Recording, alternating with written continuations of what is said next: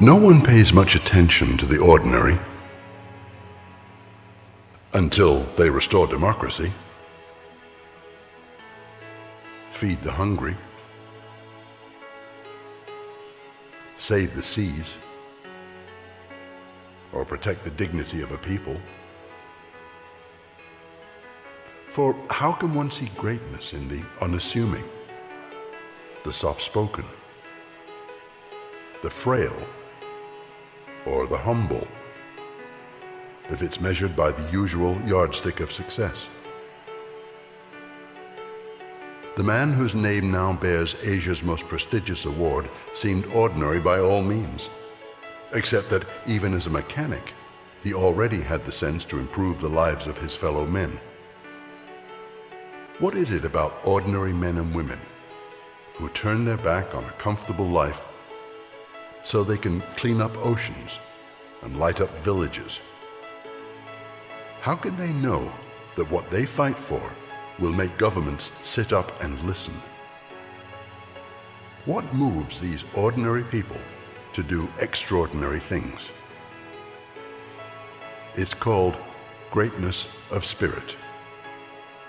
It is celebrated every 31st of August by the Ramon Magsaysay Award Foundation as a fitting homage to the legacy of the Philippine president who was once called Man of the Masses.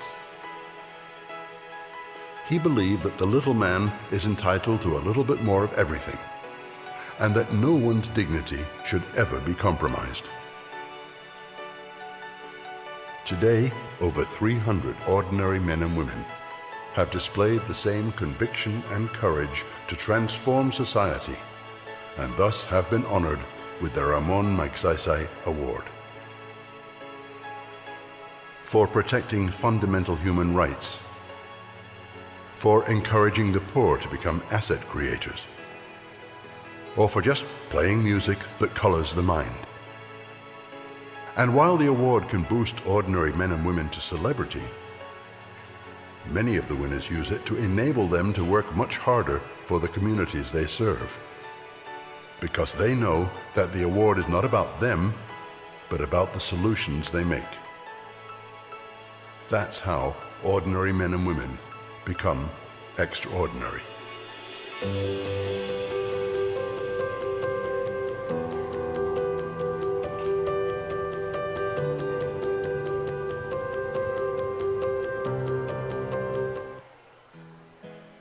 How can water reach poor upland communities by using only natural energy?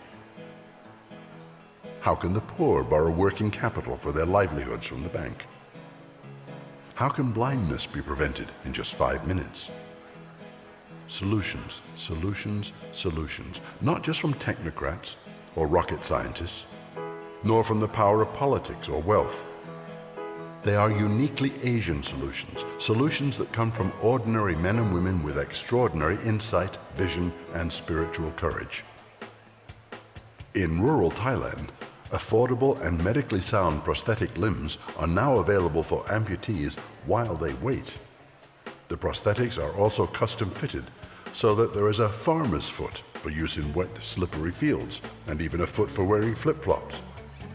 The prosthetic limbs are also brought to the patients directly through the mobile clinics, thus reaching more patients and countries, including Malaysia, Laos, Myanmar, and Indonesia. Through this solution, not only do the amputees walk again, they are able to regain their productivity and self-esteem. In 1986 in the Philippines, the power of the people was harnessed to peacefully restore democratic rights and freedoms. The same non-violent solution inspired the June 1987 uprising in South Korea, which toppled another tyrant and paved the way for direct elections and subsequently built a strong citizenry. Any solution that benefits a community is good, but it is connecting these solutions that creates an even greater good. This is how and why the Magsaysay Institute for Transformative Leadership was born. An avenue for sharing solutions, for creative collaboration, for connecting changes across sectors and borders, an idea exchange that puts people and their communities at the center of everything, so that every society in Asia can be transformed and every life becomes full and productive. The Ram pump brings water to impoverished upland communities in the Philippines by tapping the kinetic energy of flowing water from rivers or springs. Reviving and improving on once discarded technology, the pump is making clean, cheap water available for household use, livestock raising, and small-scale agriculture, not only in the Philippines, but also in Afghanistan, Nepal, and Colombia, where water is likewise very scarce. In Bangladesh, during the early 1980s, the Grameen Bank revolutionized lending by boldly investing in the poorest of the poor. Grameen gave microloans to impoverished rural women at the time when no bank would even consider doing so. Through a disciplined, self-managed, culturally appropriate system of savings and collection, along with a sustained financial literacy program, thousands of families availed of much-needed loans. And loan recovery rates were higher than in the prevailing bank system. The initial Grameen microcredit methods have since spawned many similar enhanced or expanded lending to the poor programs across 58 countries around the world. In Nepal, the vision of poor cataract patients is being restored by using affordable lenses and simplified surgical techniques which were perfected locally. The cataract surgery, which takes only 5 minutes to perform, is preventing nearly 5,000 Nepalese every day from going blind, and is now benefiting thousands more in Vietnam, China, India, Bangladesh, Cambodia, and even North Korea. The greater good is that when the poor and blind can see again, their entire family lives a better life as well. These are just a few examples of how the Magsaysay Awardee's solutions have been connected within Asia and to other parts of the world. Connections made possible through the work of the Ramon Magsaysay Award Foundation and the generosity of its laureates. Imagine how many more meaningful links are waiting to happen. Imagine how Asia and Asian solutions can inspire the whole world towards social transformation. Transformation that ripples towards lasting, positive change in policies, systems, mindsets. Transformation that transcends borders, yet promotes peaceful diversity and gives progress a human face. And in the 21st century, exactly what the world needs.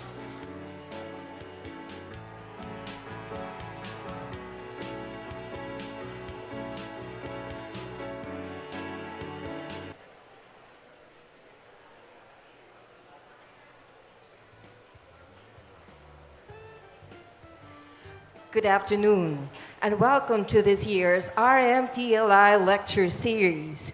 We would like to acknowledge our partners for today's event. This event is supported by Animation Council of the Philippines Incorporated and SGV and Company.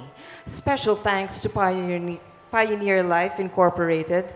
We would also like to acknowledge our co-conveners, ASEAN Youth Advocates Network, Asia Society Philippines, Center for Filipino Youth Volunteers SINAG, Far Eastern University International Studies Society, Good Gov PH, FINMA Education, University of the Philippines Diliman Information Office, UP Asian Center, and Zwelig Family Foundation.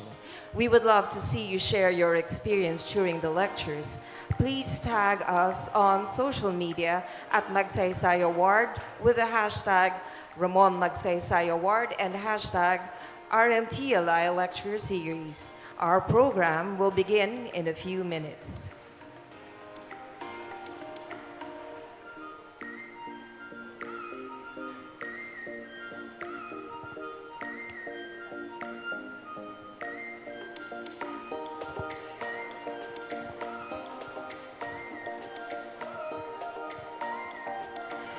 Welcome to the Ramon Magsaysay Center, Manila.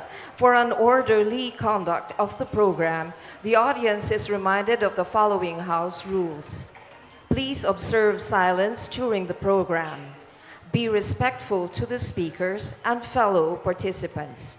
During the open forum, you may approach the microphone or write your question on the pieces of paper provided and give it to an usher. In case of a medical emergency, please approach any of the ushers. If there is a need to evacuate the venue, please stay calm. All doors of the hall will be opened. The ushers will facilitate an orderly evacuation if needed. The exit doors are on the left side of the hall. Those who are on stage and from rows 1 to 10 will use the door near the stage, while those from 11 onwards will use the door near the back of the hall.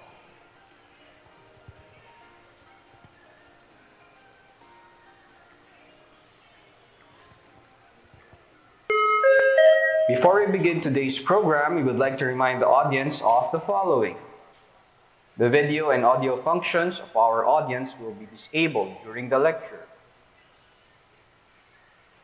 For questions, clarifications, and/or comments, we encourage everyone to use the Q&A tab in the chat room in the Zoom webinar or the comment section in Facebook or YouTube. We will try to address as many relevant questions and comments during the session. Please be respectful in the chat room, Q&A tab, and comment section. Please follow the Ramon Magsaysay Award on our social media accounts in Facebook, Instagram, LinkedIn, X, and YouTube.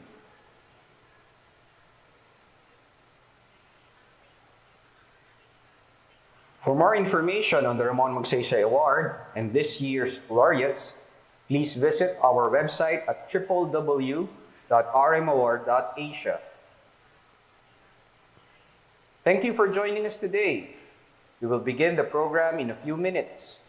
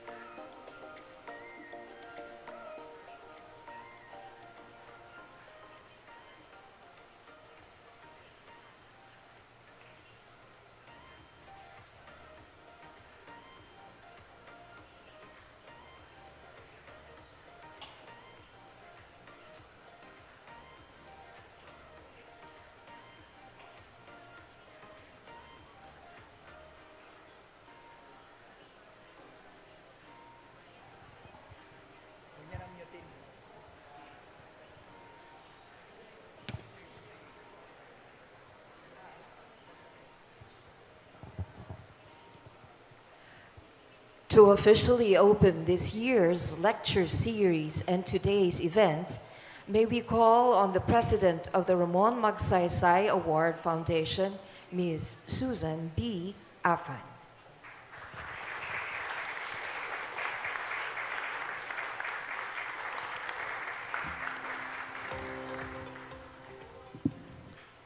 Good afternoon, everyone. Welcome to the 66th RMTLI Lecture Series.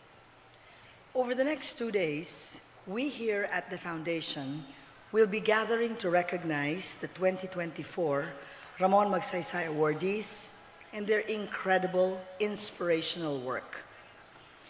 Before we formally begin, I would like to acknowledge the presence of the following: Ambassador Tul Traisorat and the officers of the Royal Thai Embassy in the Philippines. And online via Zoom, Ambassador Imtiaz Kazi of the Embassy of Pakistan in the Philippines, and members of the Diplomatic Corps from the Philippine Embassy in Hanoi.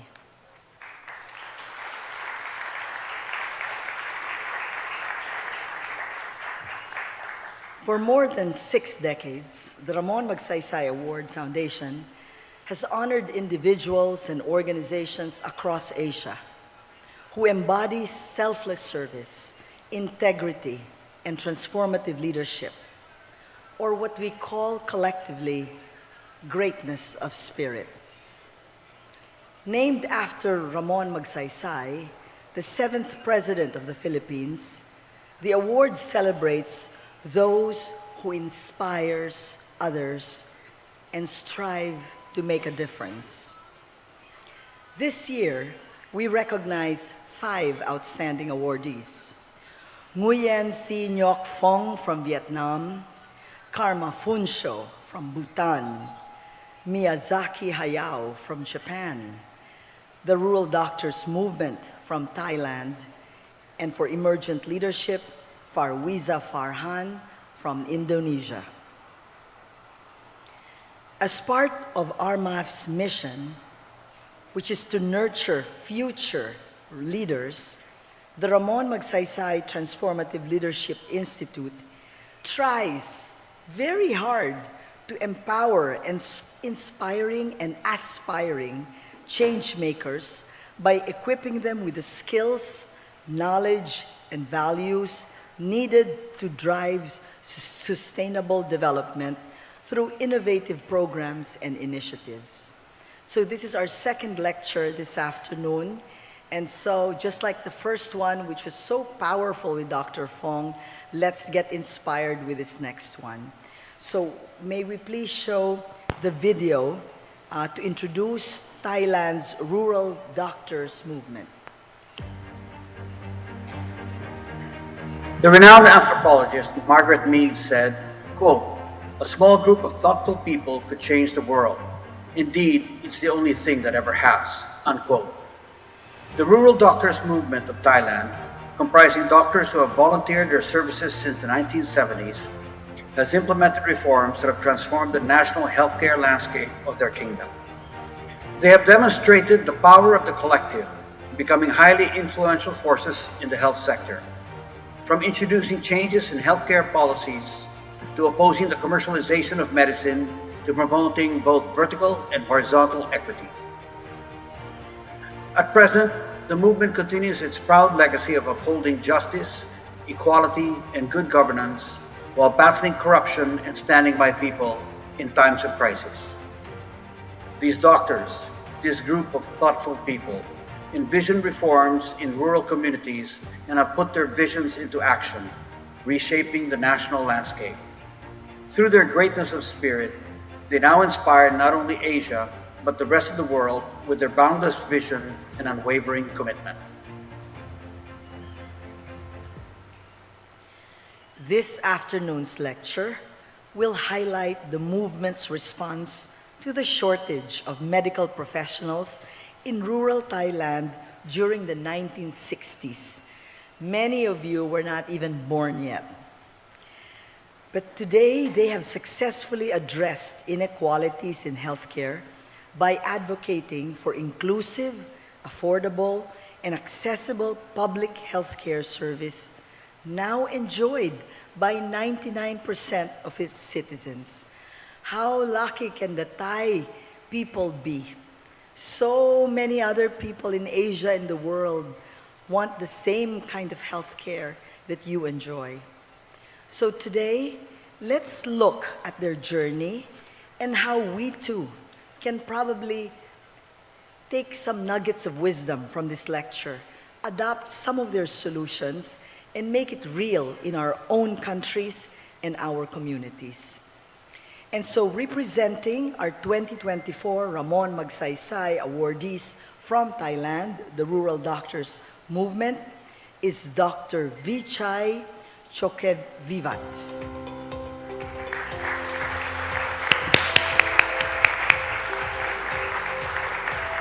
Dr. Vichai Chokevivat is a pioneering figure in Thailand's Rural Doctors Movement. He was instrumental in advocating for equitable healthcare across rural communities. As a co-founder and former president of the Rural Doctors Society, he helped drive the establishment of district hospitals nationwide, ensuring access to healthcare in underserved areas.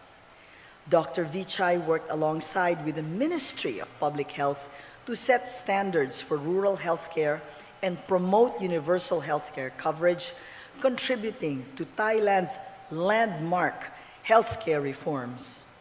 He also co-founded the Rural Doctors Foundation and supported the 1997 People's Constitution, which mandated free healthcare for the impoverished.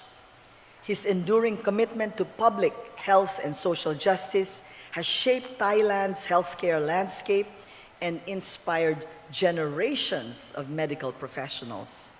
And so without further ado, ladies and gentlemen, let us now welcome Dr. Vichai Chokevivat of the Rural Doctors Movement.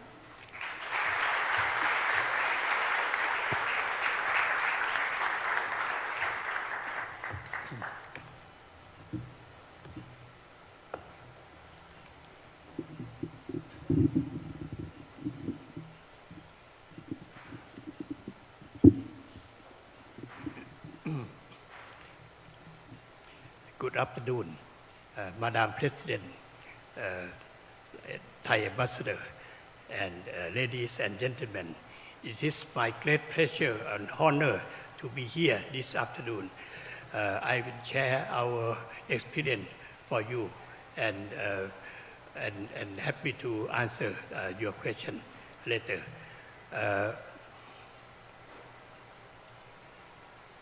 I will summarize first the achievement of our country, and then how to achieve, and then to the conclusion. We start with the inequity. If you notice that the disparity between the doctor population ratio in Bangkok and compared to different parts of the country, you can see a big difference on the left side. And during the past 40 years, we can achieve to reduce the inequality quite well.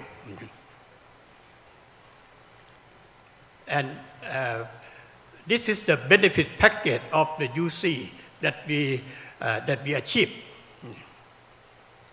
In 2002, we promised that all Thai citizens has the right to universal health coverage that include not only the treatment but also the prevention and health promotion. This is a very big move because before then, the benefit of the civil servant benefit scheme, welfare, cover only the treatment, and social security scheme also cover only the treatment. But at that time, we countlessly to include the health promotion and prevention also. For the medicine, we cover on every items in the national essential drug list. Our first national drug list was declared in 1982. We have chance to join to establish our national essential drug list, and at that time we strongly advocate generic drugs. And Health Secretary Alfredo Benson here is one of our heroes. Secretary Benson is my third hero from the Philippines. The first one is Jose Rizal. And the second one is the late President Ramon Magsaysay. And Secretary Benson is my third hero from the Philippines.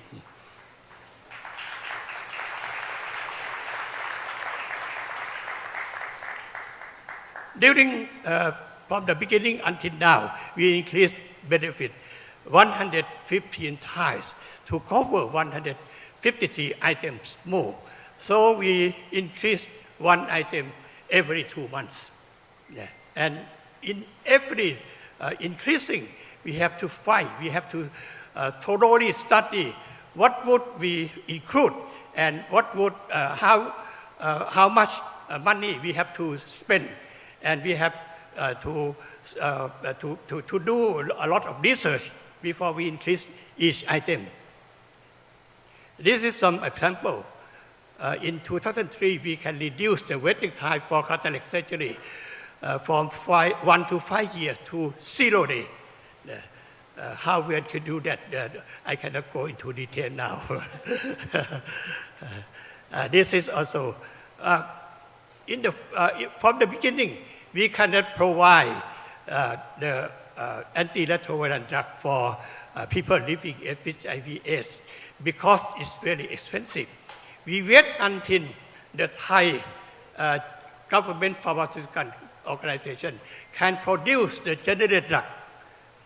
Then that is 20 times cheaper than the original drug. So we start at that time. And we include heart transplant surgery, stem cell transplantation, and to increase one-day surgery, care for rare disease, and payment for robotic surgery. And this is just to show you that this is not the health care for the poor, but we include every sophisticated technology for every people in our country. How much does it cost? You can see that when we start this program, we start at only 1,204 baht, 1,202 baht for one person per year, and now it's around 3,900. And this is the percentage of the budget for UC compared to the total budget of the country. And this is the satisfaction rate. We ask the outside to make evaluation for this scheme 1 or 2 years from the beginning of the scheme. And you can notice that the upper line is the satisfaction rate of the people. Start from more than 80%. Now is more than 95%. And for the healthcare provider, start much lower at 45%. And now is about 90%. And from the beginning, when we saw this figure, only 5% satisfaction of the healthcare provider, we then exciting because we learned that in the UK when they start this scheme, the healthcare corporate in the UK, the satisfaction rate for the healthcare provider is around 30% only. Now, I'm going to the footsteps of Thailand rural doctor movement. We start with the severe shortage of the rural doctor in the country, exacerbated by the brain drain, as in the Philippines. In 1968, the Ministry of Public Health enforced the medical students to sign the contract to work in the rural area for 3 years after graduation. And during that time, there was the democracy movement in Thailand. And we, medical students, we have joined that democracy movement also. Yeah. This is when we collect 100 signatures to petition for the constitution, and one doctor signed for petition for the constitution. You can see at the red arrow, that is me.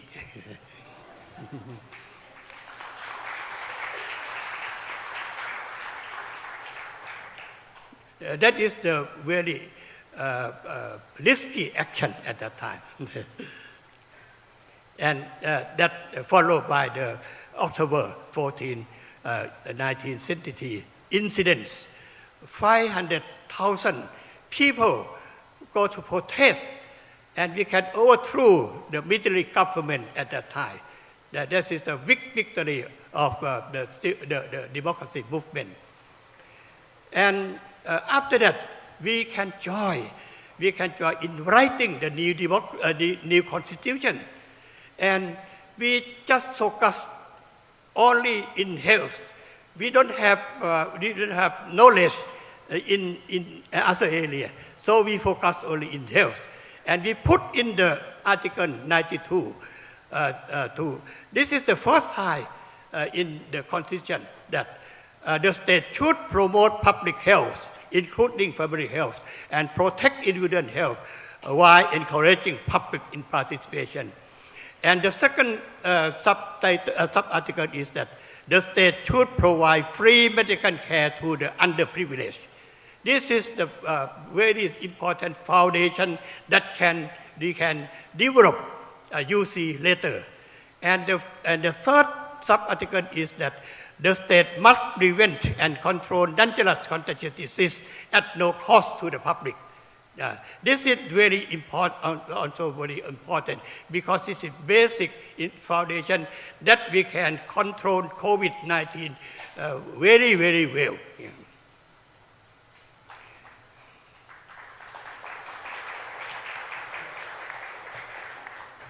And the government elected after this constitution, they declare free health care for the poor.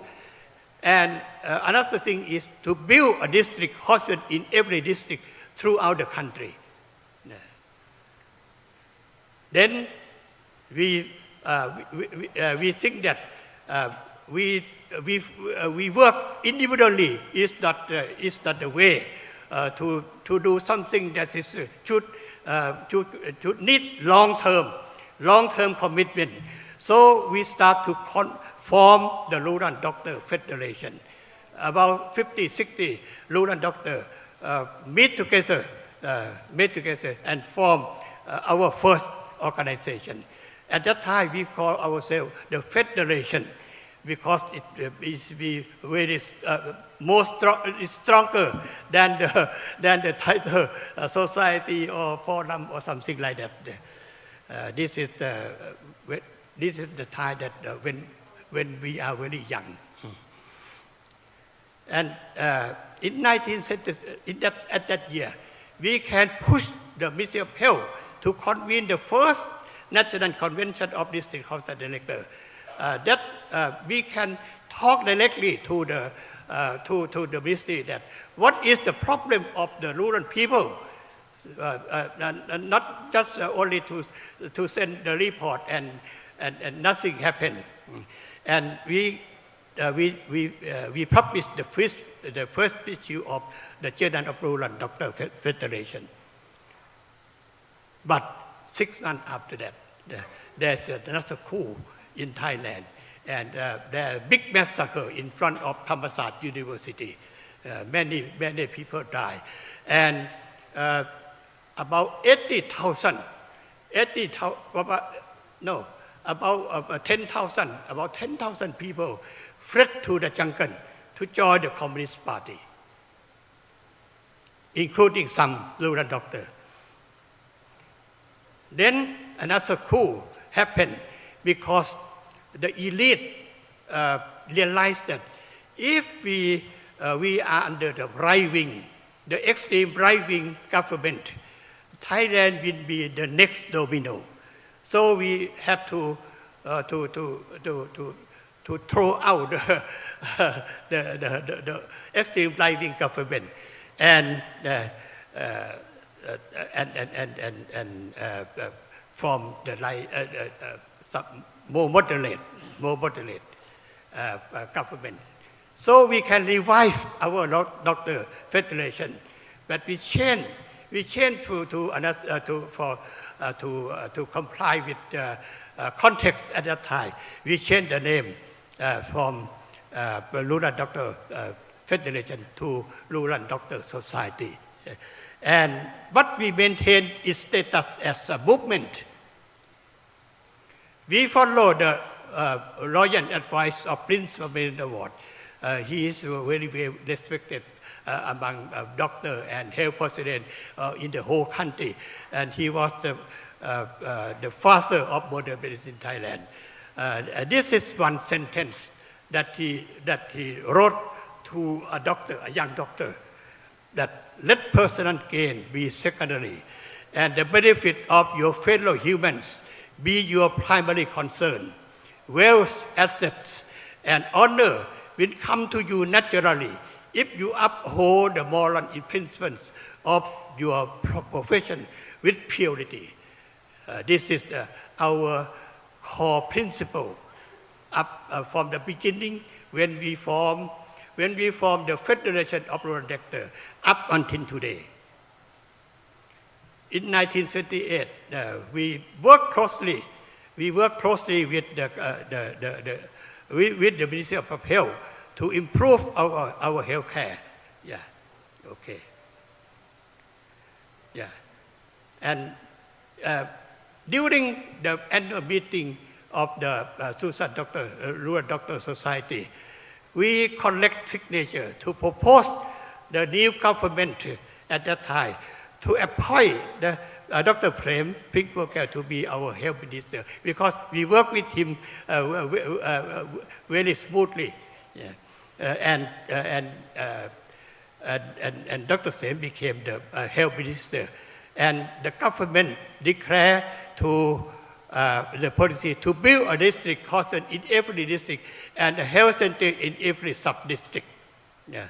And delay investment in hospital in city for 5 years. Yeah. In 1991, we had setting up the system of social safety scheme for one vector. We start the system of capitation in this scheme, and we start with only 700 baht per person per year. And the following year, we joined the Democracy Development Committee chaired by Professor Dr. Pravet Vasi, the Ramon Magsaysay Awardee in 1981. And we work for 3 years, and when we have the new constitution that we call People Constitution in 1997. And after the election under the 1997 Constitution, we try to push the USC policy and push the government to convene the meeting at the government house. Yeah. And also we apply the capital-based financial system. And we start with only 1,202 baht. That is equivalent to $27. And you may not believe, in that same year, the U.S. spent $7,500 per person per year for healthcare. Yeah. And and this is not only the U.S. government, but we advocate human dignity. For the people, the health is right, and for provider, healthcare is a duty. And we establish a system of no fault compensation. Yeah. To change the question, who was to be blamed when something happened? But the proper question is that who are injured and should we compensate? And that worked very well. Yeah. This we can address the problem of justice delay is justice denied very efficiently. In conclusion, the rural doctor movement arose from the government effort to address the shortage of doctors in the countryside by mandating medical students to accept scholarship and work in rural hospitals. The rural doctor movement initially opposed to the coercive approach, but upon realizing that the rationale behind it was justified in addressing the needs of disadvantaged community, the movement shifted to focus to collaboratively solving the problem. And the problem solver must target the well-being of the people rather than the benefit of specific groups. We can building the UN cooperation. Yeah. And Thailand did not wait to become basic before start up its USC system. And Thailand took about half a century to develop the US system. The lesson learned from Thailand can help other countries around the world establish similar system more quickly. And this is the book, a small book I prepared before coming here. And we put some copy in the back. We can pick up. And if you don't, it is an e-book. Yeah. And this another book. This is about the rural doctor movement that I wrote last year, and this is the second edition, and also the e-book. Yeah. This is some detail about the gold class scheme, and also in the e-book. Yeah. Thank you very much.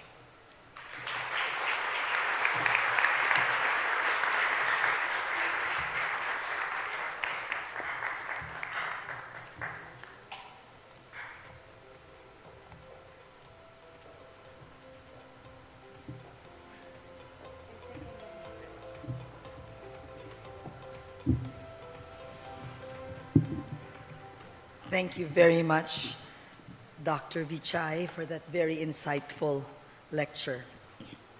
So to carry on with our program, we shall now welcome to our esteemed panel to give the reactions to the end insights on Dr. Vichai's lecture, starting with our moderator for this afternoon.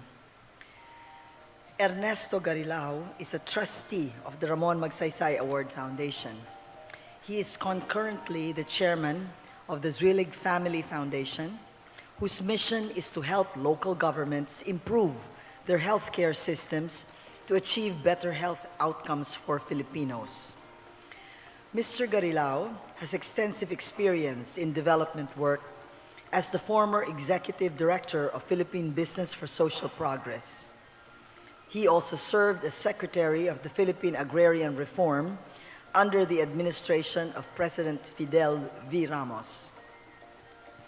In 2019, Mr. Garilao was awarded the Xiong'an International Health Forum Impact Award, a recognition for his outstanding achievement by an established professional in improving global health. Ladies and gentlemen, please give a warm round of applause to Mr. Ernesto Ernie Garilao.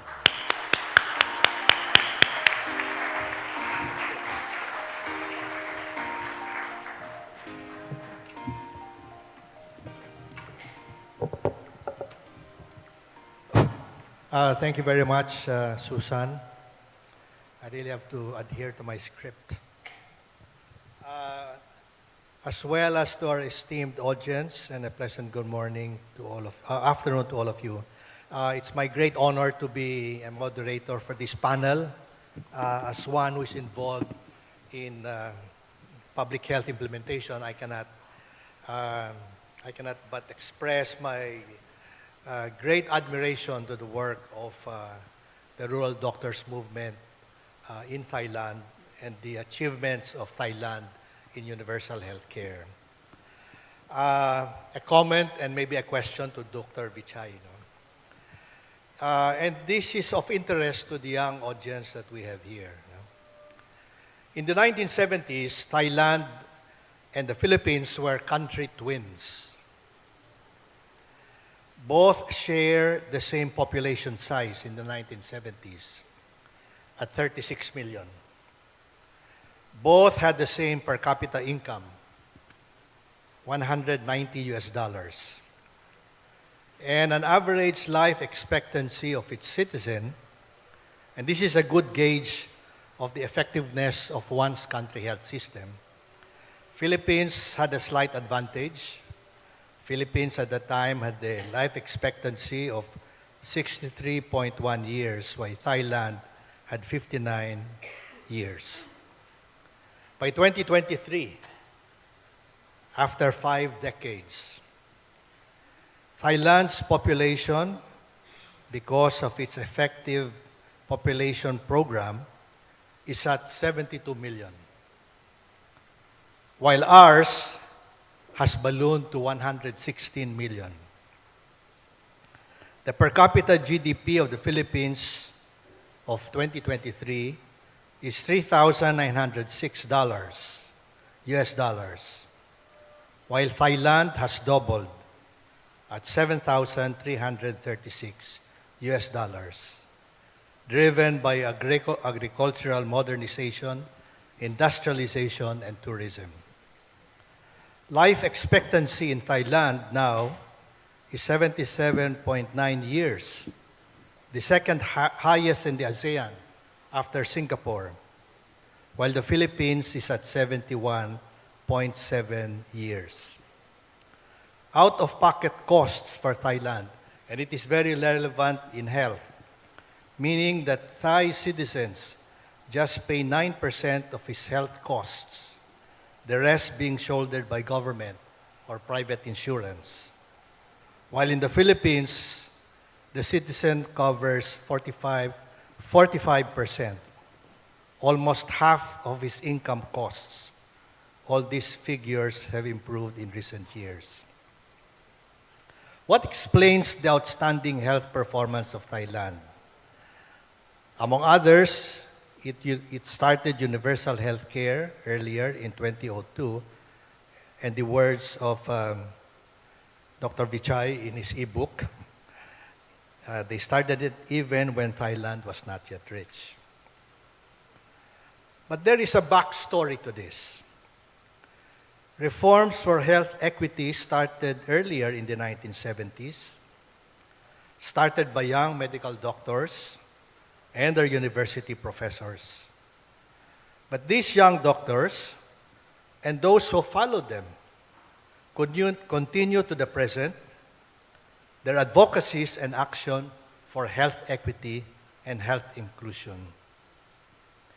Collectively, these doctors and other health professionals are part of the Rural Doctors Movement, the Ramon Magsaysay Laureate for 2024. And my question to Dr. Vichai is, what explains the resiliency, the continuing commitment and passion of the Rural Doctors Movement in pursuing all these reforms for 50 years? For 50 years, continuing passion for inclusive health care in Thailand.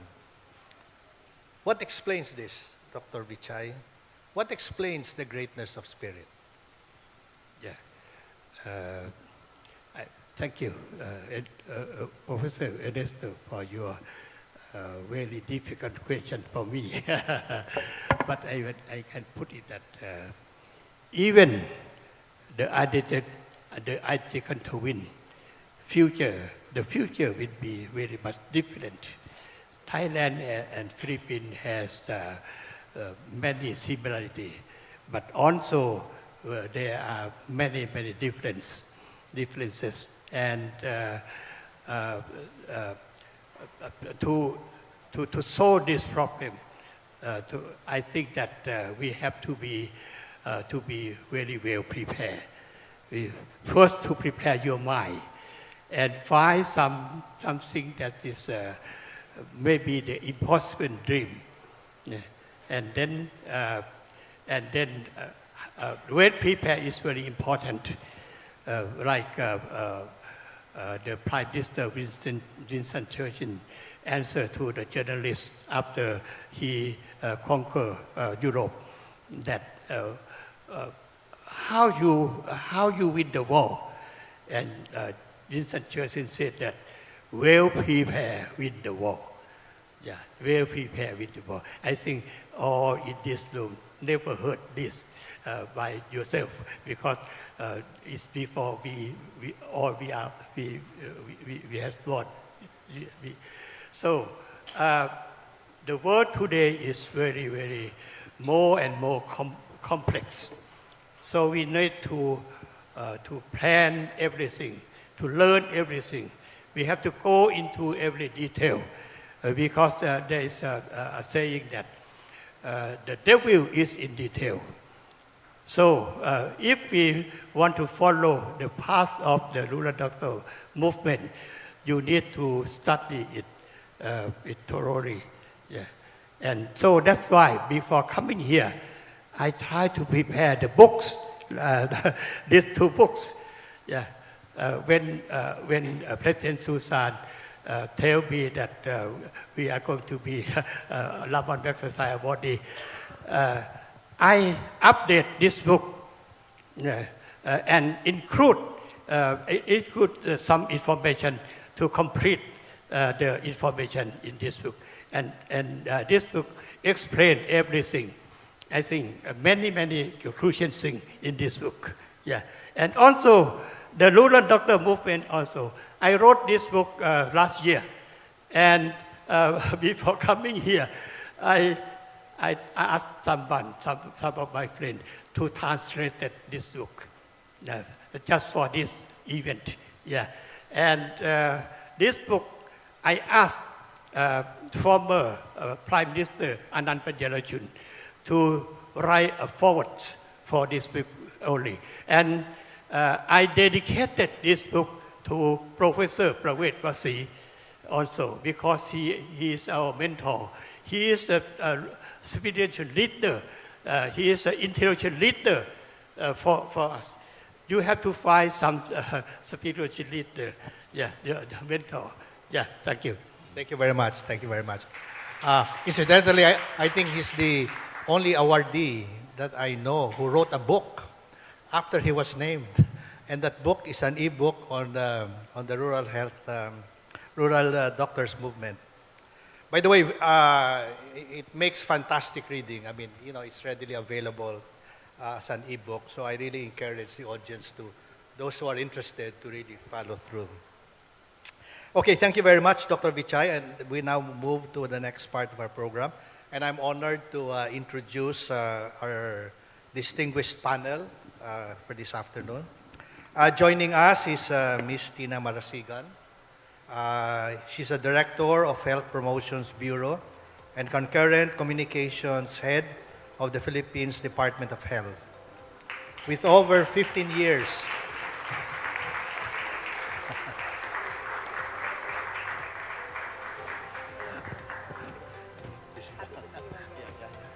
Okay, let me just continue.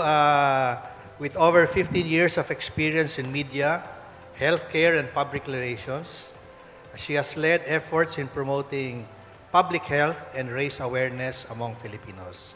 Welcome, Ms. Tina Marasigan, and we can hear your reaction. Thank you very much. Sir, I'm very, very happy to be here with you guys again. I was here last year for a different topic, and now we're still here talking about public service. Sir, Dr. Vichai, I am very much moved with your discussion earlier. You mentioned that you have 3 heroes. In the Philippines, we call heroes bayani. You have 3 Filipino heroes, 3 Pilipinong bayani. And you mentioned that your first Filipino hero is Jose Rizal, Dr. Jose Rizal. Second is, of course, Ramon Magsaysay. And third, of course, the Secretary of Health, Secretary Alfredo Benzon.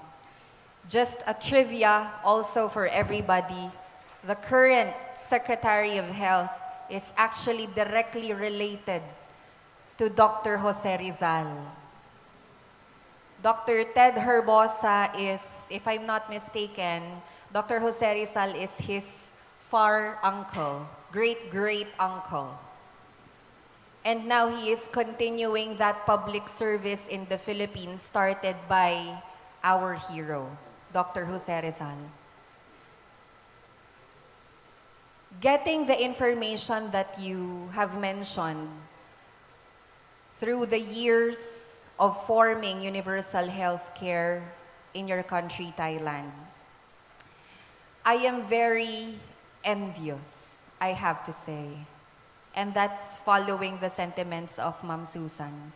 Because here in the Philippines, there's still a very thin line between being stable and poor. And that line is sickness. No matter how long you've been working in the Philippines, you've been saving up money, it takes one serious disease for you to be poor, correct? And I'm scared. That's why majority of our workforce, gone are the days that we say that it's just in America wherein we see people working day and night. In the Philippines, we are already that. We have 2, 3 jobs. Students are already working, forgetting about their well-being, even mental health, just to gain money, just to be healthy, or at least sustainable every day. But the truth is, it's not sustainable. I think one key factor for the full realization in UHC is, and this is very hard to identify, because it took how many decades for it to be realized. In the Philippines, UHC is very new. My task as a communicator is to make UHC not just known, but to be felt.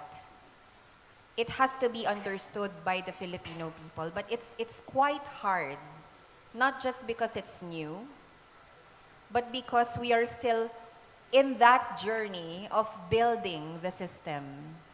And being part of the Department of Health, I can see some hiccups, barriers, leakage points where we lose our patients, where we lose our Filipino people along the way in the full realization of UHC. That's why hands down to Thailand, that 99% of your population is now covered. Very, very low amount for the outpatient or out-of-pocket expenditure from the patients. In the Philippines, we are quite far from that. And I think a very important element which Thailand did is, number one, as a communicator, this is very holy to me, listening. The movement of the doctors, they were heard by the government.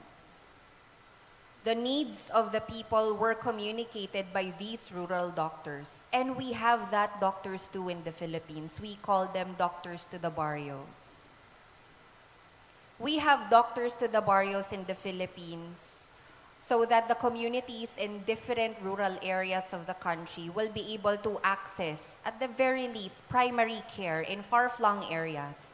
And we are expanding those because healthcare shouldn't be limited to services alone. It should be institutionalized with policies. It should be present in facilities. That's why I see also along the journey of UHC in Thailand.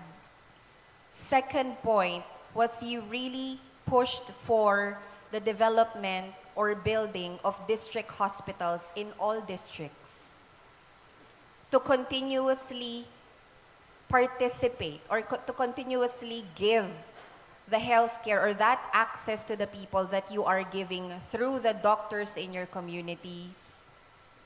And also for the policies to be institutionalized because it's already there in the facilities. It's already there in the services. All we have to do is to cement those executions into policy so that come the time 4 decades after, it's already perpetually continuous and being felt by the people. We have a lot of things to learn from Thailand And we are very happy, sir, that you brought some books which you translated to English. Thailand is well, they have English in their language, but they have their mother tongue in their country. But seeing the books that is ready to be given to other countries, to give or to express, to share their best practices in their country, that is already gold. And I think we too, in the Philippines, we are in that position to again go back to that value as a communicator, go back to that value of listening. Listen to their best practice. May it be we're coming from the population of patients. Listen to the needs of the patients. And also at the same time, I'm coming from that perspective of the government. Listen from the perspective of the other government doing already the UHC and also the best practices coming from our heroes from different parts of the country and even beyond our territory. Thank you very much. Thank you. Thank you, Tina. I was asking the lady from the Thai embassy, how many Filipinos go to Bangkok? Around 30,000. Mostly tourists for the cuisine, for the sites, and I think the lesson that we have here is really for the health professionals, both private and public, to in fact take a look at what's happening in Thailand. Not just to read, but to observe, to visit those district hospitals that provide services for free. And if the district hospitals are not able to provide it, then they are referred to the bigger hospitals to be able to do that. So I think that's the advice that all of us could take. Thank you very much, Tina. Now, joining us next is Dr. Stephen Muncy.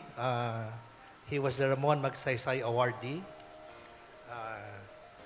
He served as the Executive Director of the Community and Family Services International since its creation in 1981, involved in 10 countries, including responses to large-scale humanitarian emergencies and long-term social protection initiatives.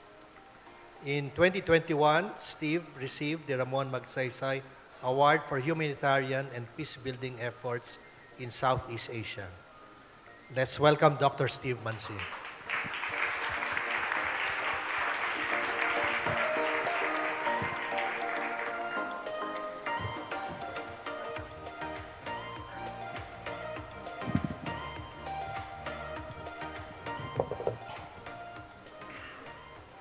Good afternoon. I'm old school, so I use paper. If I use my phone, I will probably lose my place in my comments. Dr. Vichai, congratulations. I think what you and the movement have done in Thailand is absolutely exemplary and helpful for all of us. You've turned the vision of health for all into the reality of health for all. And you've shown us how you can mobilize a large number of doctors to work for the common good, not just the personal good. I like the topic, the title of the lecture, The Path, Follow the Footsteps. The path taken by the movement, and indeed the people of Thailand, has resulted in access to healthcare for many people. You have set a great example in terms of responding to people living with HIV and preventing HIV. You made it possible for people in areas affected by strife or conflict to continue to access health care.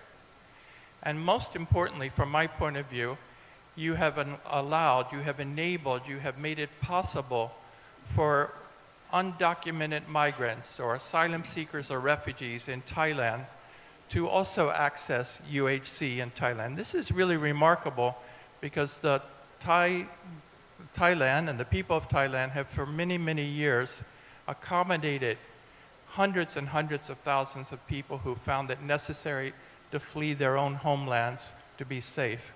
Tremendous contribution to humanity. Dr. Vichai, you talked about the 60s and the 70s, and you mentioned the war in Vietnam and how that led to a brain drain of Thai doctors going to the States. You talked about the decision of the Thai government to compel doctors to work in the countryside for 3 years at a time. And you also spoke about the moral principles that have guided the work of the movement. The Magsaysay Award will help illuminate this path, make it more visible to people around the world. And I think it might be useful just to compare the path you have taken and the path of others. In that same period, in the 60s and the 70s, while you were dealing with a brain drain of Thai doctors going to the US, while you were dealing with government compelling doctors to work in the countryside, the government of the country in which I was born, the United States, was requiring primarily young men, but also women, to leave the United States and come and fight a war in Vietnam. People were drafted. They had no choice. They were required to go and kill, not to stay home and to help their own. It was a war without a moral compass, and it resulted in the loss of lives of at least 3 million Vietnamese. It was followed by genocide in Cambodia that resulted in the deaths of about 1.8 million people, and it pushed hundreds and hundreds of thousands of people to leave Vietnam, Cambodia, and Laos for other countries in Southeast Asia that graciously provided refuge for people who desperately needed protection. Thailand was a leader in that effort. The Philippines was also a leader in that effort. It was the suffering of the refugees, the plight of these people, and the hope offered by the Philippines and the people of the Philippines and Thailand and the people of Thailand and other countries in the region that put me on the path that has been my life's work. While I'm grateful for the opportunity to serve in this way, I can't but imagine what impact those 2 million plus Americans who came to kill in Vietnam could have had if instead they went to the countryside to make sure there was health equity and access to health in the United States or in other parts of the world. I can't but imagine what Vietnam, Cambodia, and Thailand would look like now if they did not have to recover from the devastation caused by that war. Dr. Vichai, there's another path we need to walk and we wish to follow in your footsteps, and that is on the subject of mental health in Southeast Asia. We have an epidemic of young people who are killing themselves or thinking about killing themselves, and it's particularly an issue in the LGBTQ community, where again Thailand has taken the lead. While mental health is increasingly included in UHC, for which we're grateful, and included in UHC throughout the region, we're in desperate need of human resources in mental health. We need people to go into the field of mental health so that we can ensure that people who need care can get care, so that we can prevent people, young people in particular, from wanting to kill themselves, so that we can make sure they have every possible opportunity to become all they could become. My question is, where is the path for mental health in Southeast Asia? How can we collectively ensure over the course of the next 10 years, 20 years, hopefully it won't take 50 years, but if it does, how can we ensure we have human resources in mental health in Southeast Asia? Thank you very much. Thank you, Steve. Dr. Vichai, would you like to answer that? I think mental health is the problem around the world. Yeah.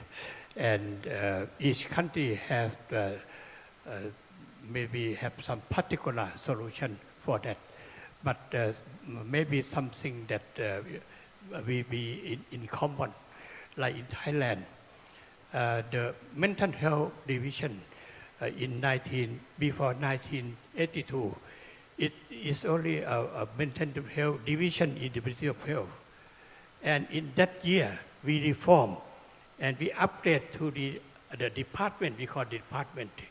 So the organization that cope with this bigger and bigger problem, we need some organization that can address the problem. This is one thing. And the other thing is that we have to go to the root cause of the mental problem, because all people have developed the brain, and the two sides of brain. One side is intellectual. We are the most clever among other animals. Yeah. But the other side is develop the brain that is about our emotion, and people around the world have the problem of loneliness because of the development of this side of the brain. So we have to cope with the loneliness very well. How to cope with the loneliness? The first thing in our history, we go to something like to alcohol with 10,000 years ago. And the different way is to go to arts. Yeah, this is the better way. And I think the most important thing is that we have to follow the principle on loyal advice. Yeah. The benefit for ourselves should be secondary, and profit for our citizens should be primary.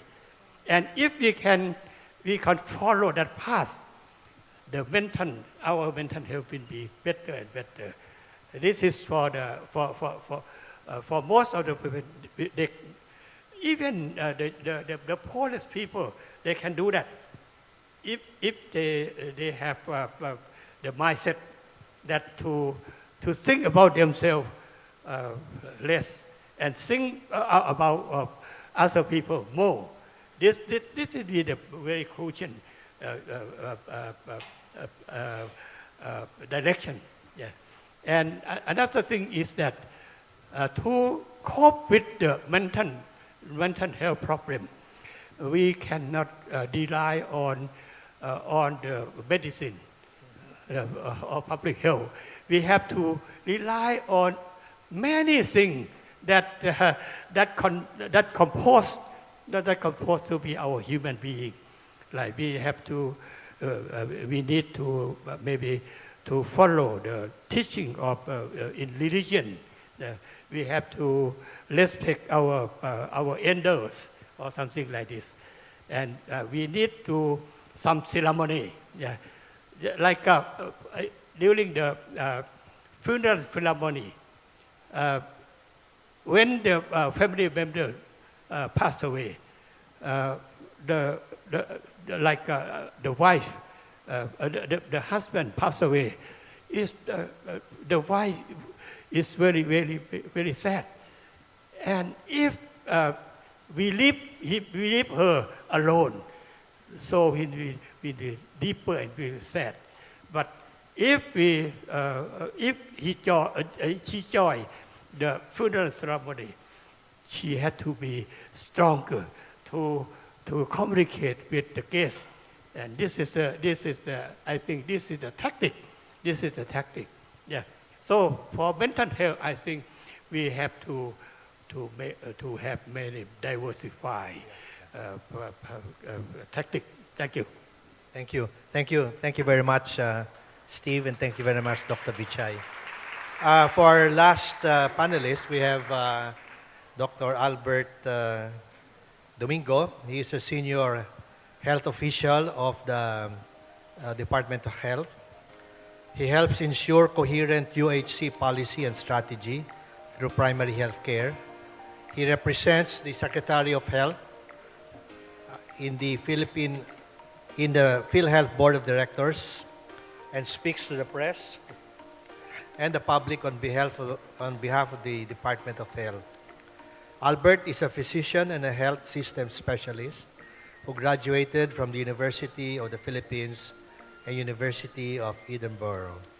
15 years of public health experience in country and international, and worked with WHO, ADB, and USAID. Let's welcome Dr. and ASEC Albert Domingo.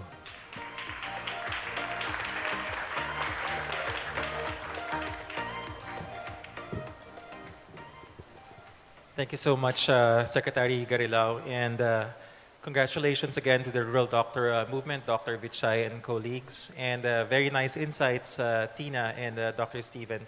I promised Stephen that I would take it from the top of my head, but I realized the material is just so rich, and listening to the lecture, I could not help but take notes to give a better reaction. So I hope I won't go too much more than the lecture. Just kidding. I will keep it within 5 to 10 minutes.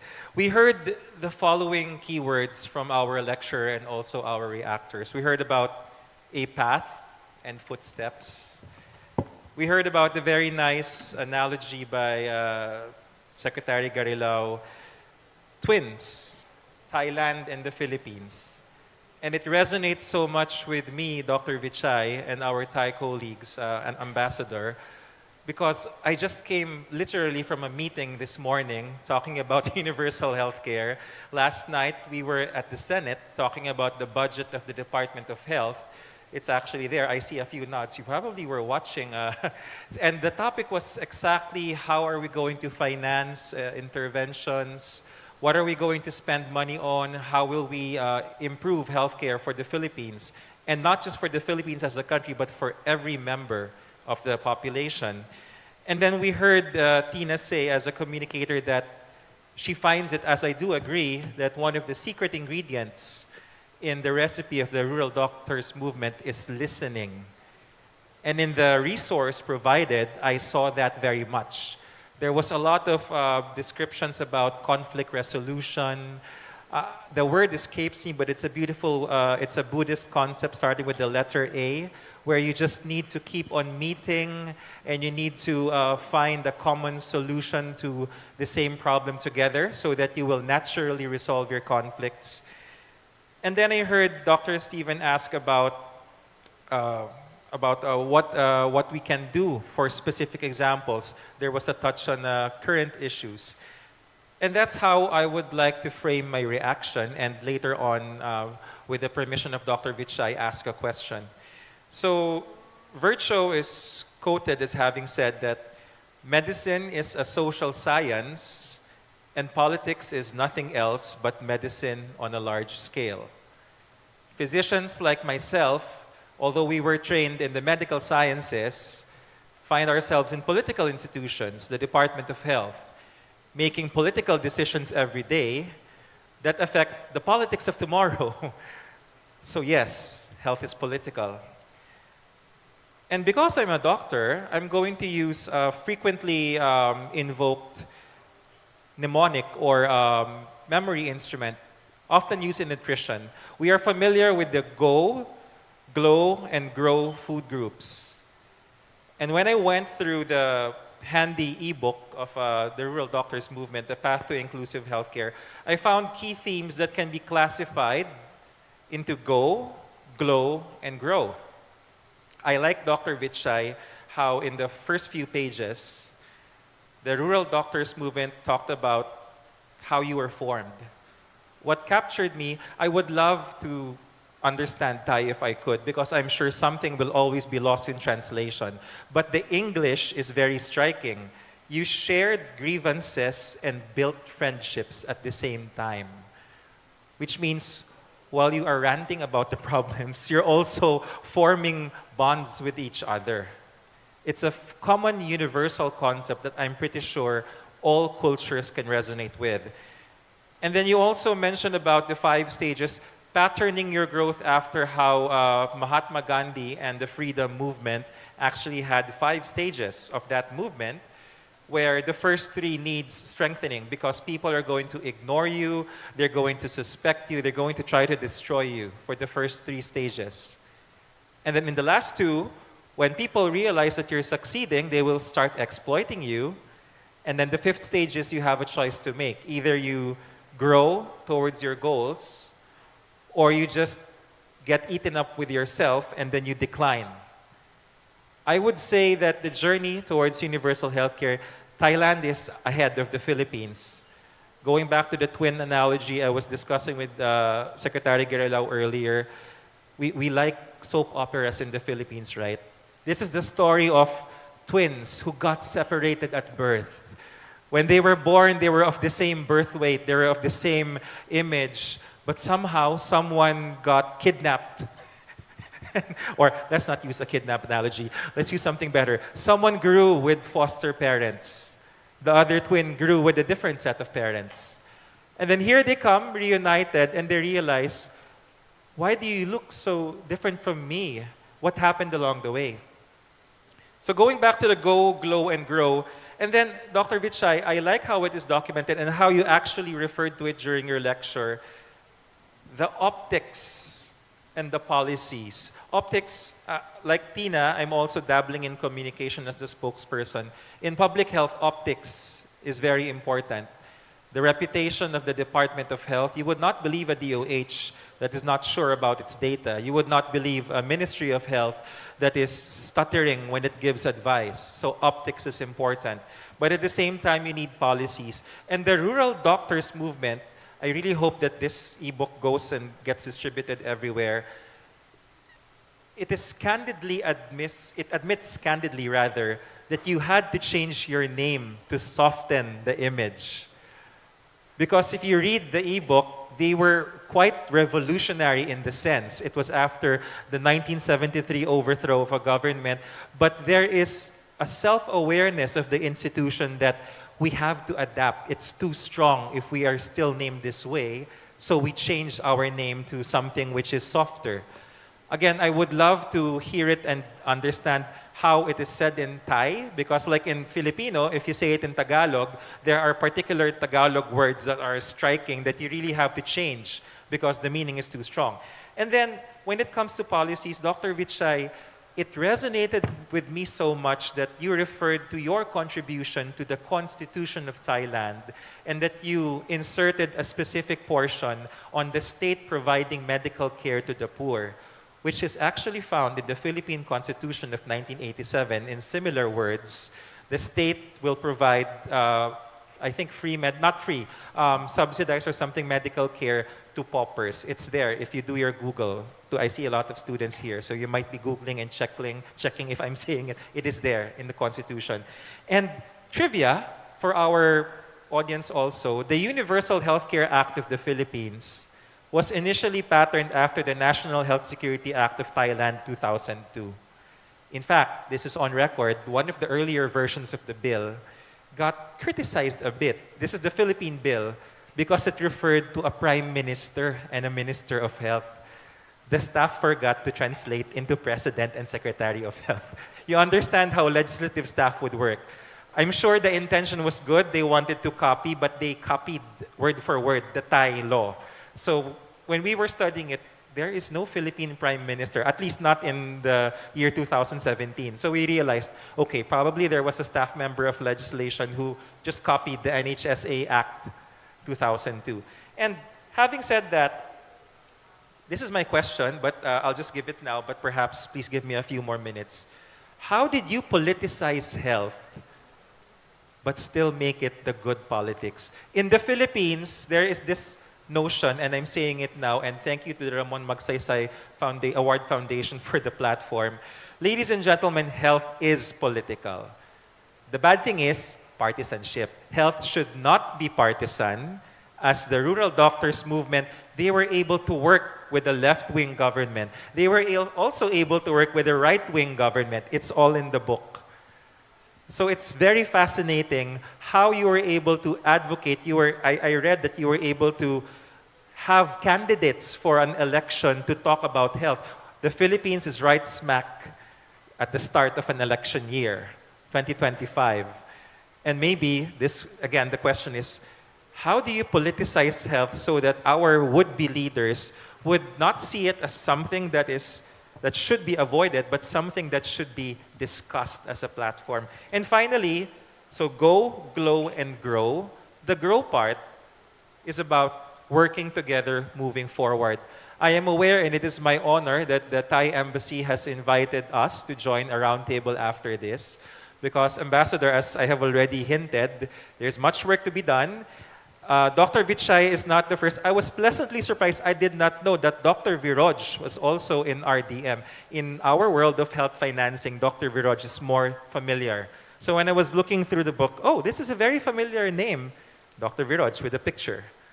So I look forward to that part later after, but I go back to the question, how can we politicize health while still making it something nice to talk about?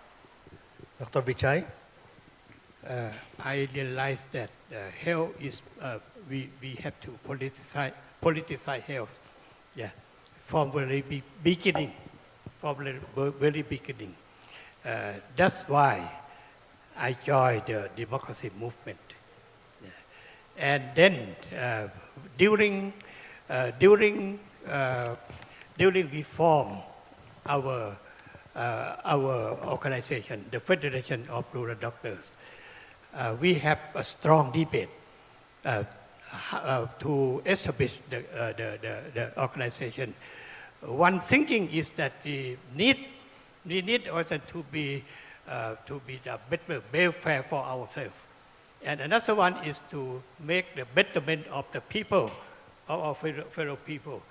This is a very strong argument, and we win with very small that win this to choose to work for the betterment of the people. Yeah. And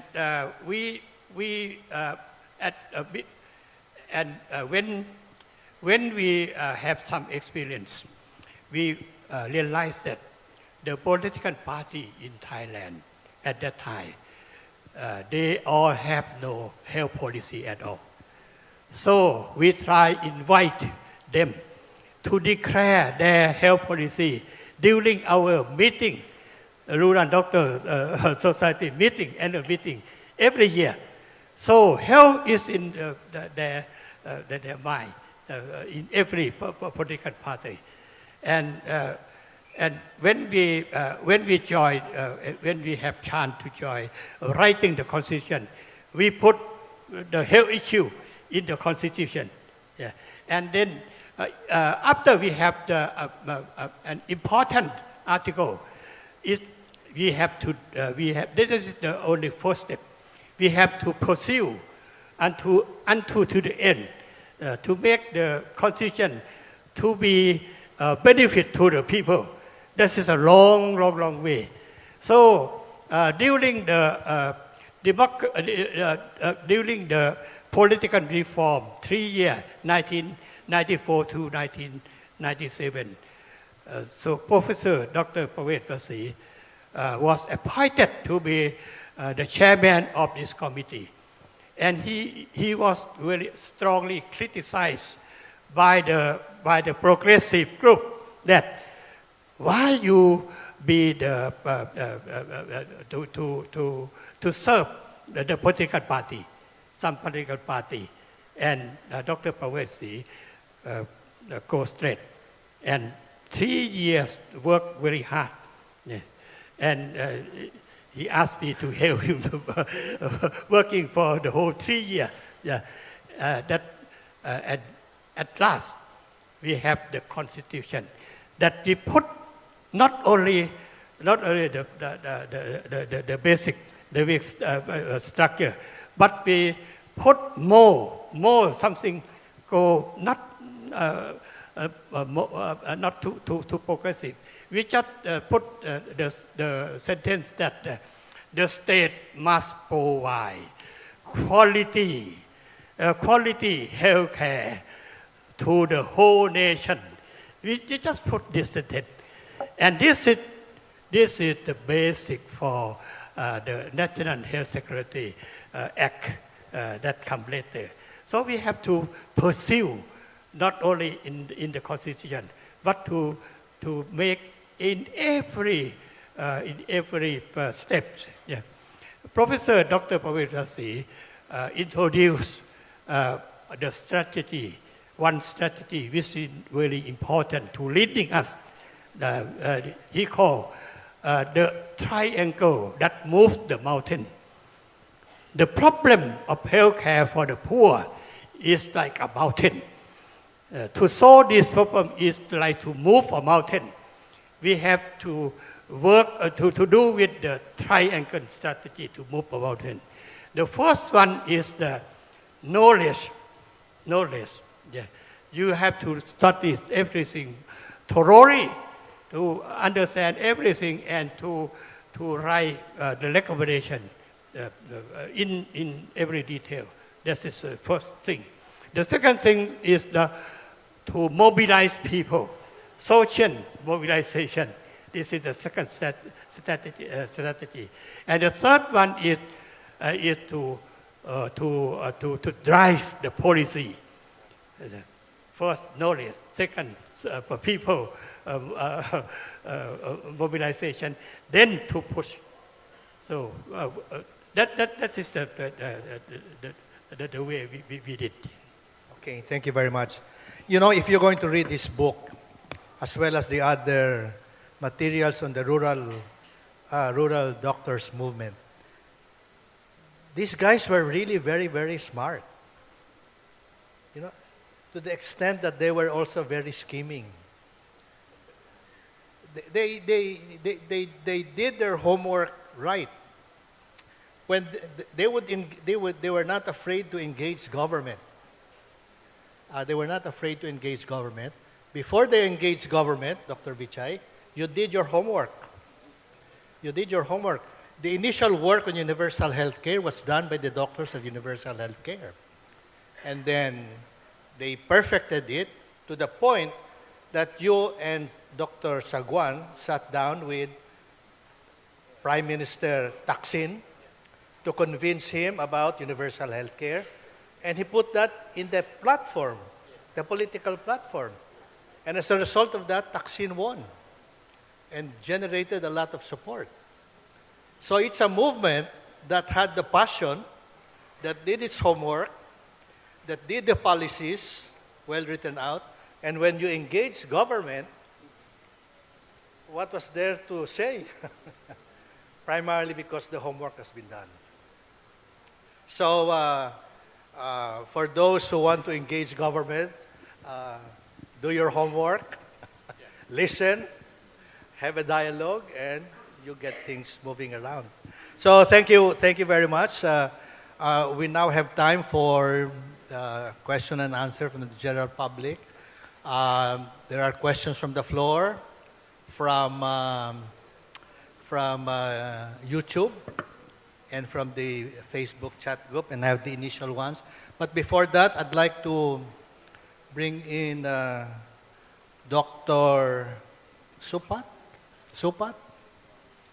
Dr. Supat is the younger generation rural health doctor. He is he's an head of a district hospital. 54 years old, and at the same time, he's the president of the Rural Doctors Society. So, welcome, and let's give an applause to our panel. Okay, let me get the first question, and this very interesting question from UP, and I think Dr. Vichai and Dr. Supat would answer this. How do you balance being a doctor serving in government and at the same time pushing government for reforms. You are with the government, but at the same time, you're pushing for reforms. Dr. Bichai and Dr. Yes. Supat? In every organization, there are like-minded people. So we have to find like-minded people in any organization and work with them. We don't see the establishment, the government as our enemy. In every organization, there are so many like-minded people. People want to do something good. So we work with them. So we can work smoothly with every government. Some government are from the coup d'etat. Some from the election. So they all have that quality. Yeah. Dr. Vijay also have a positive view. I still be the rural practitioner, in the rural hospital, and I am a government officer. Got the salary for government. For I must follow the policy of the government. But in another hand, I am a rural doctor society member. And we have is to like another hat. We are more NGO side. And sometimes when we want to voice something that different from the policy, we use another hat, rural doctor society. And I think this way, we have two positions. When they have a good policy, we support them because we are the government officer. But sometimes there is some policy that we think they can do better, or there can adverse health effect. So we voice with our rural doctor movement.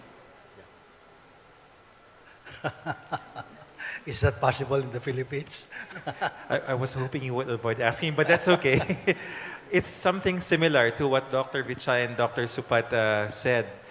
There are things which I cannot say because I am the spokesperson of the department, but we have networks with civil society organizations which I may or may not be in touch with, depending on the issue. And when I give my perspectives to them, it becomes a personal perspective from Dr. Albert Domingo, which is not the government perspective. But I always tell them, if you try to ask me in public, I will not say anything. Because like what Dr. Supat said is, we are civil servants and we are bound to follow government policy. But the civil society organizations, which are private and not part of government, they're free to say whatever they want. I think in the case of the rural doc, maybe just to pun it, is that they use, it's a movement, but they use different platforms.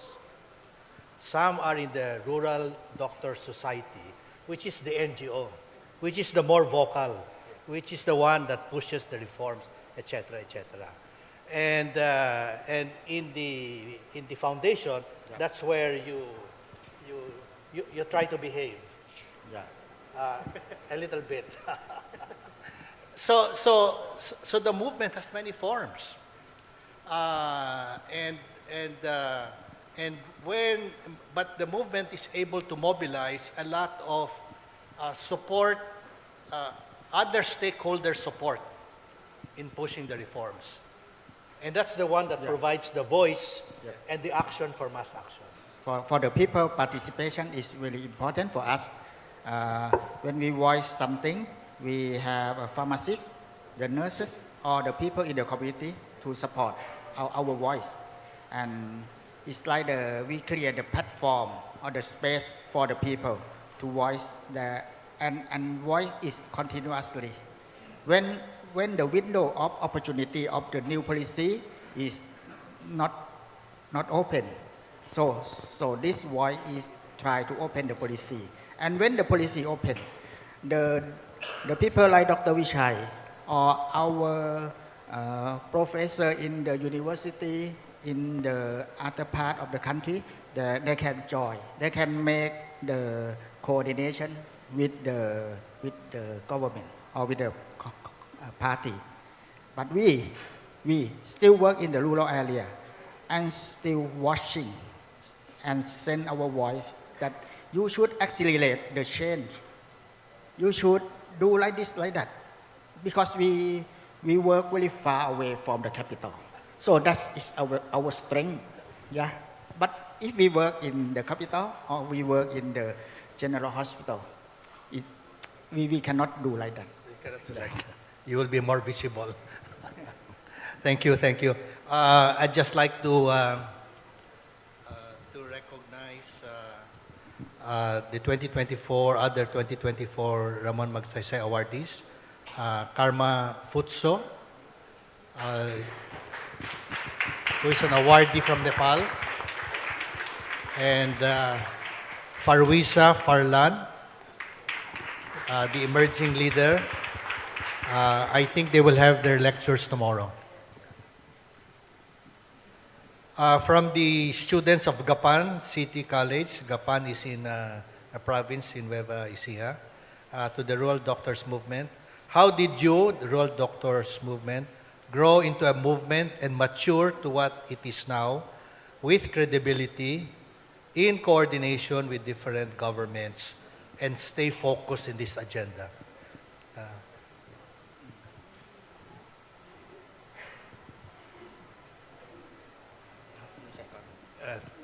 Same, like when a coup d'etat happened almost 10 years ago, and the head of the coup d'etat announced very openly that the UC system is impossible, and no country do this.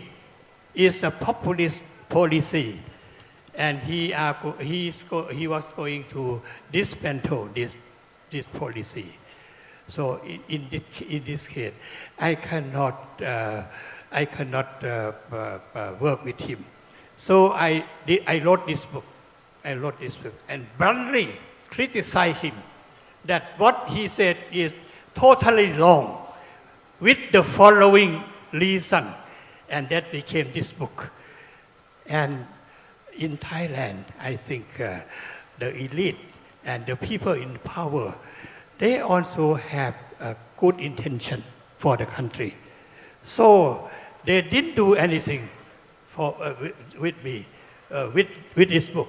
And this book was very popular because it came into the Facebook, and 100,000 of people read this book. Yeah, and he didn't do anything about to me. So for the second edition, I talk about this. I admire him that he is open mind, even though I criticize him very bluntly. Yeah, but he did nothing to me. So I can publish this the second time. Okay, the next question is, we got this from the Ramon Magsaysay Awards Facebook. Did you always enjoy the support of government? One. And two, doctors from the private hospitals. For the government? Yes, always support from the government? I think no, so 50%. Normally the government, they have a lot of issue they want to concern. Yeah, but we are in the part of health, so we more concerned in the part of health, and we have more I think the radical more radical idea to get health as a good health policy for the people. So normally we have a lot of things to do. If the government is look like we can negotiate with them, we negotiate. But sometimes Dr. Kiang Sak go to the next of the government house, yeah, to have a campaign or to have a protest. So we do a lot of way, but the aim, the spirit of us is really clear. Well, you might have differences with the government, but your movement has allies within the government. You know, I mean, some of those senior leaders in the ministry originally came from your ranks. Yeah, yeah. And so therefore you had partners in government Yeah. as you push for these reforms. Yeah. In this booklet, I define what is the rural doctor movement. The rural doctor movement consists of three major groups. The first group is the doctor working in the rural area. And the second group is the like-minded people in the Ministry of Public Health. And the third group is the like-minded people in the medical school. And we try to align every profession, every civil society, everything. Yeah, that's it. And when we start the Gold Card scheme, Dr. Skuans intentionally include the president of the private hospital organization as one of the board member of the executive committee of this. We don't want, we need him. We need him to live with us, to peace out. Otherwise, they will peace in. Yeah. Okay, I think we have some questions from the audience. Can we start with one? Hi, good day. I am Naomi. I am a diplomacy student from LPU Manila. I do have a set of questions prepared for our guest speaker and also for our panelists. This one is addressed to Dr. Vichai.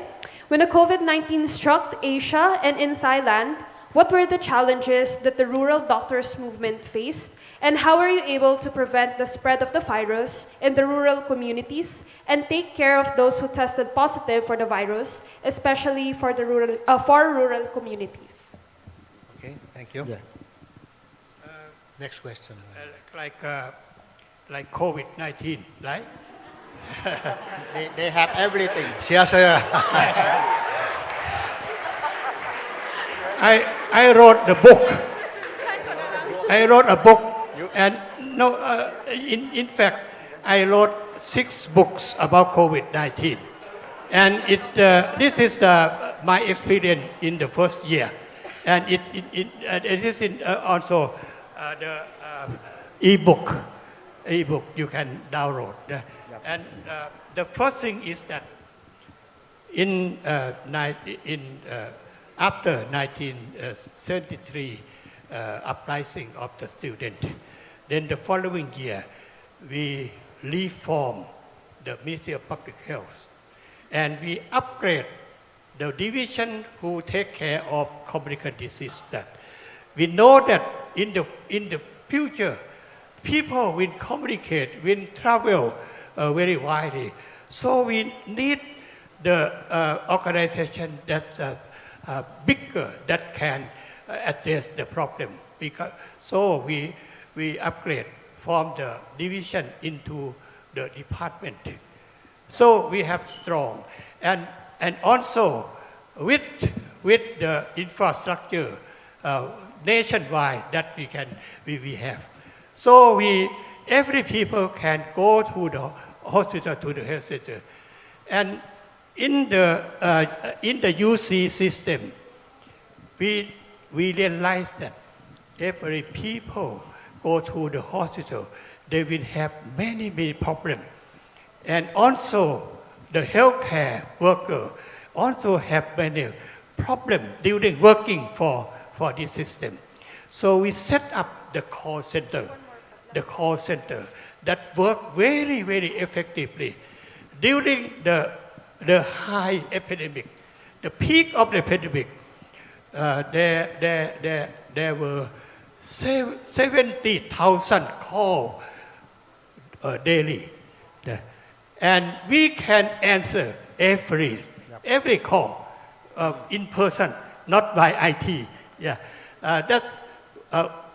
in fact, we have only 60 people working 24 hours.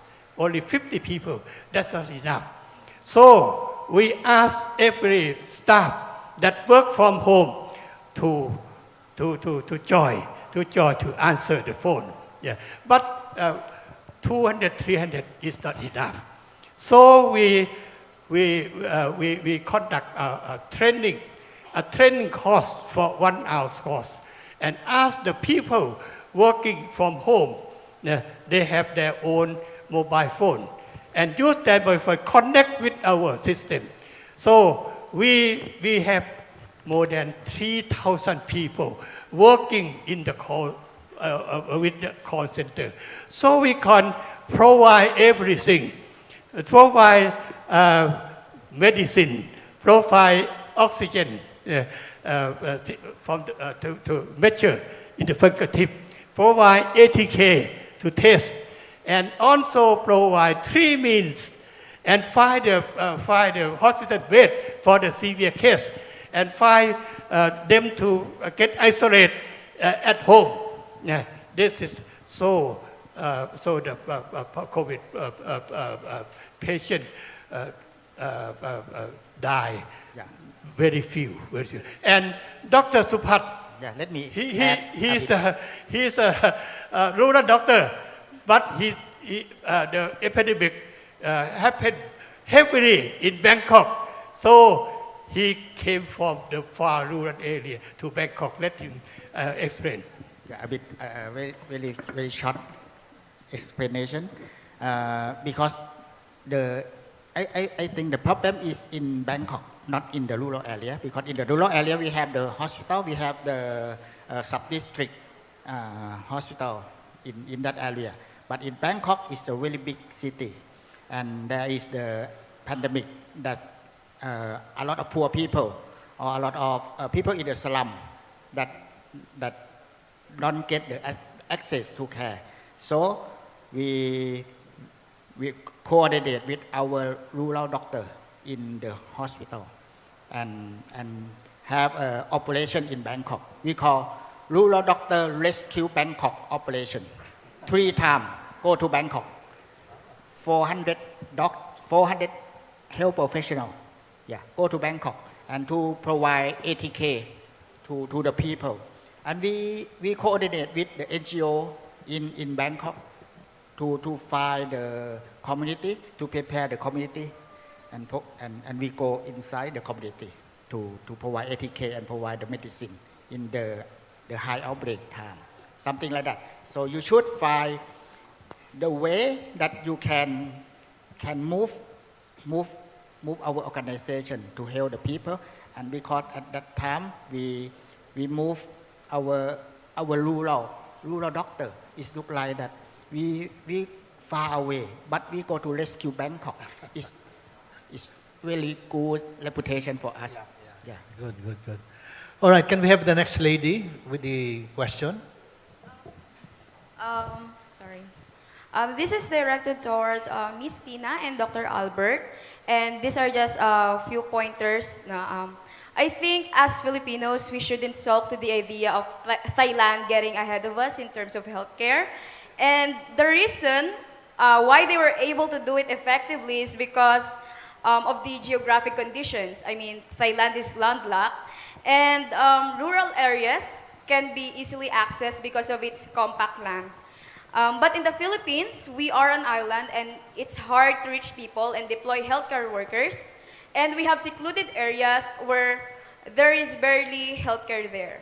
We always copy other countries' frameworks to apply their process in the Philippines, and some of it is not even applicable given the conditions.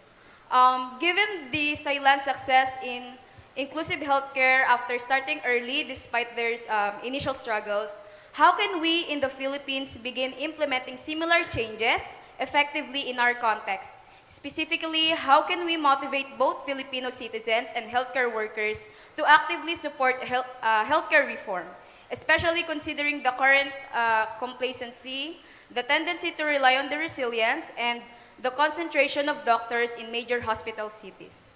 That's my question. Okay, Tina and Albert.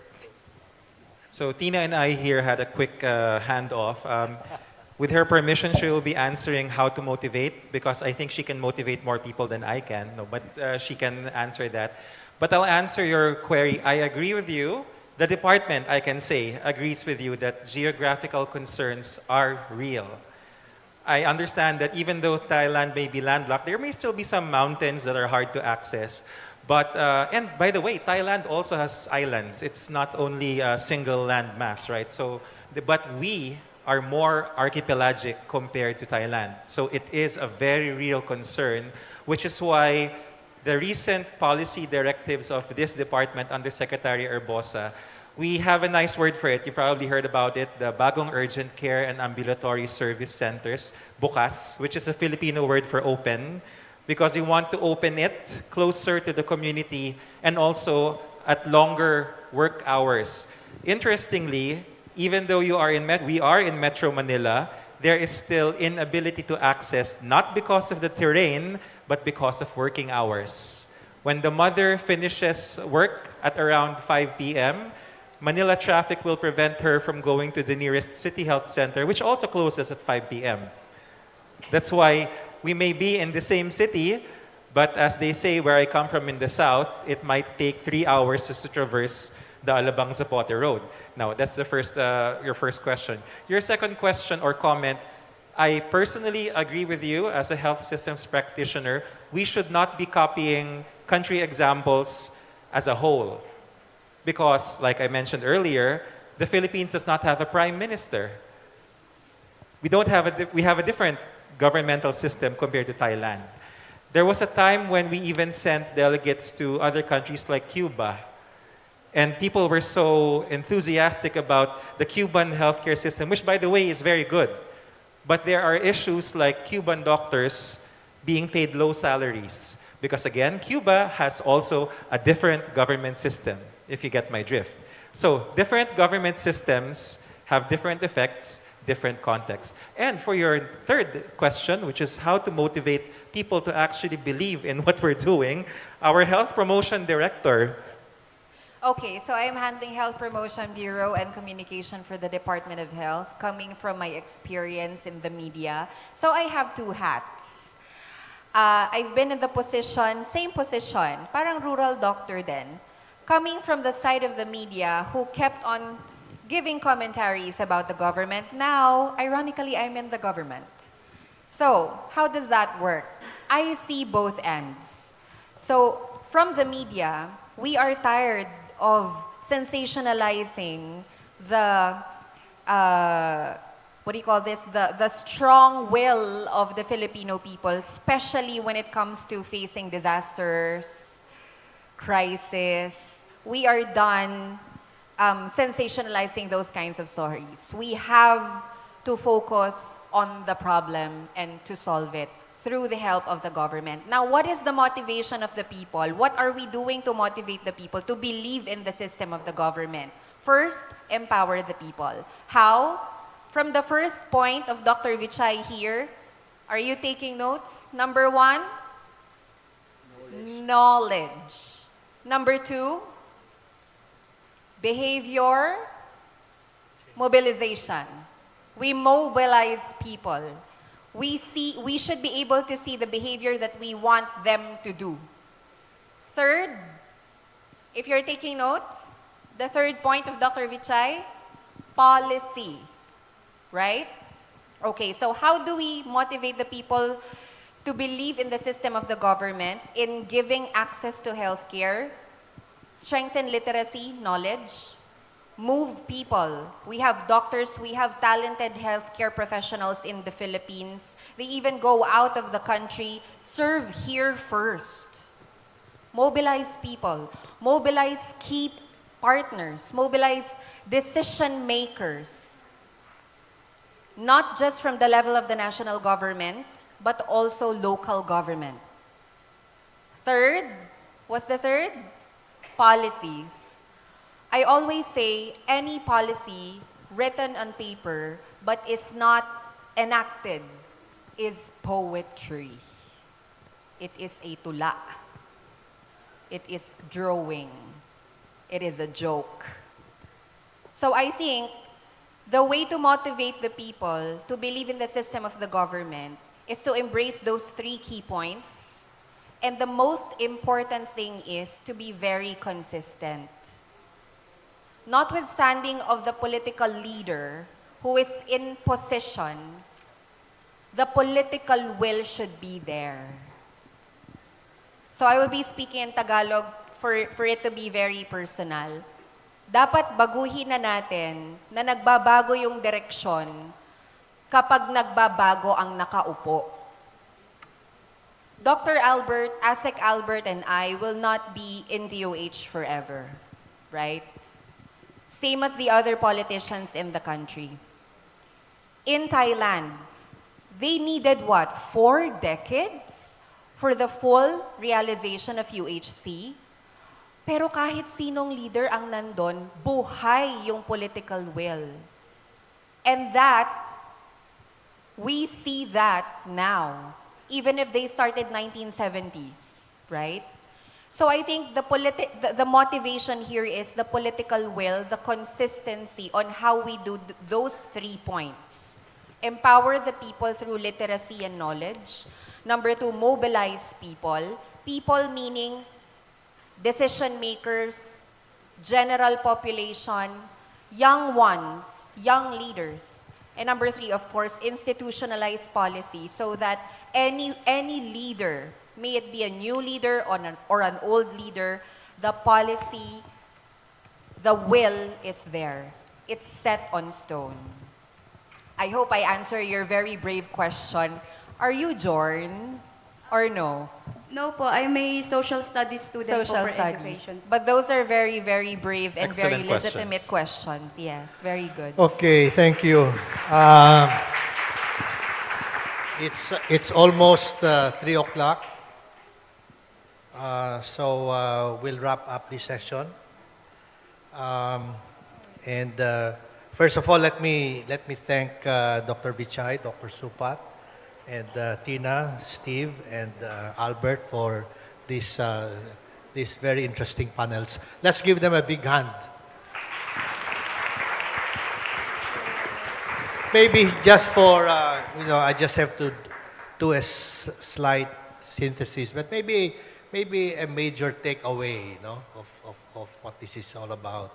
And the focus, what they've done with universal health care has been presented and fantastic in terms of when they started out in 2002, the benefit package that they have, sometimes it's like, siguro if I'm sick or need hospitalization, I'll go to Bangkok and pretend to be a Thai citizen. I'll probably get caught in doing so.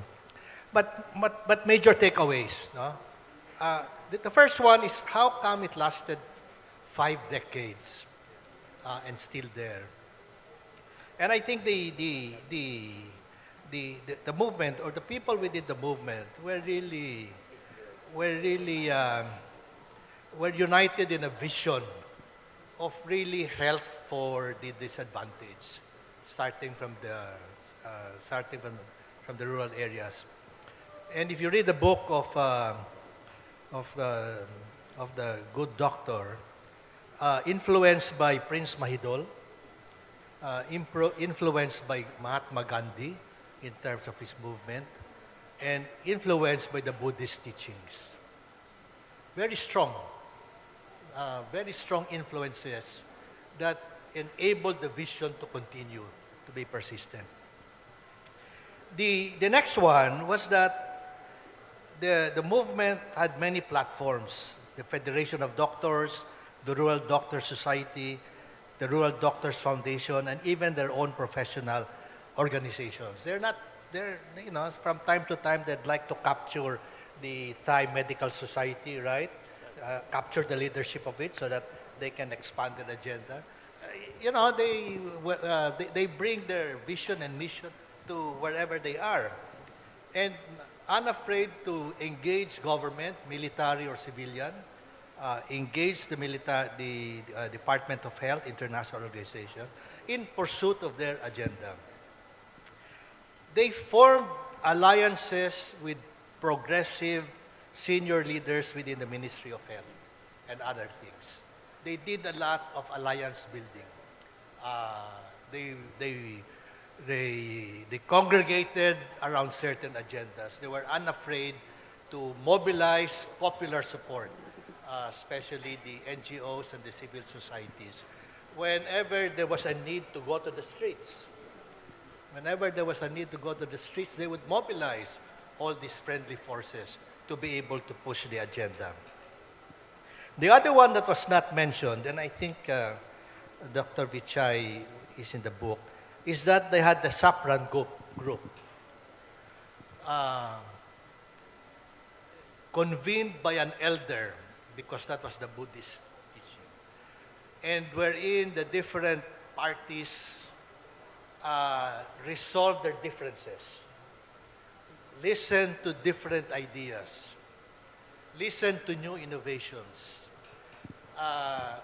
without pulling rank or privilege. So what if you're a minister? Your idea will just be as good as the other. And they convened that on a regular basis, and that fed into the soul of the foundation. The other one that has been mentioned very clear was that, in a sense, they were acting as a think tank. They did a lot of studies.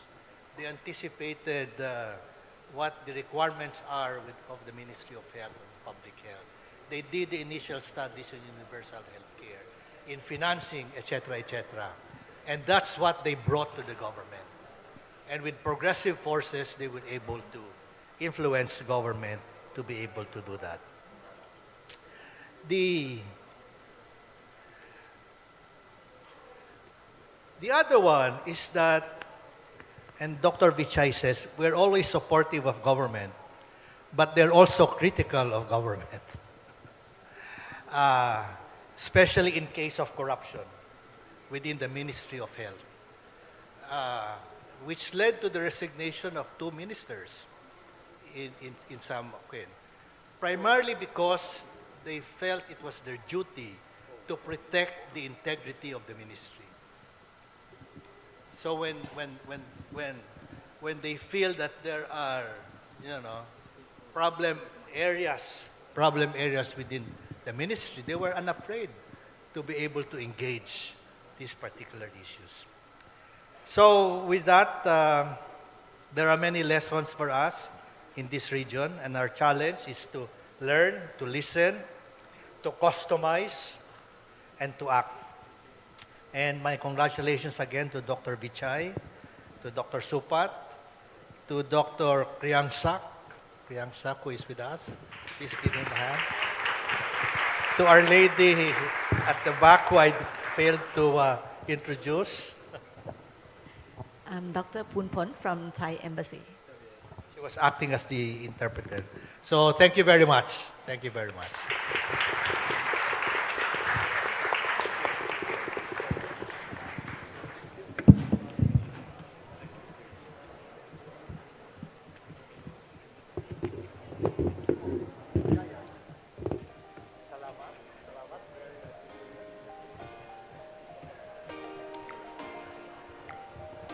We'll probably do some picture taking, but before I let you all go, I hope that tonight, before you go to sleep, or while you're thinking of what happened today, I just want you to reflect and think of what you got from today's lectures.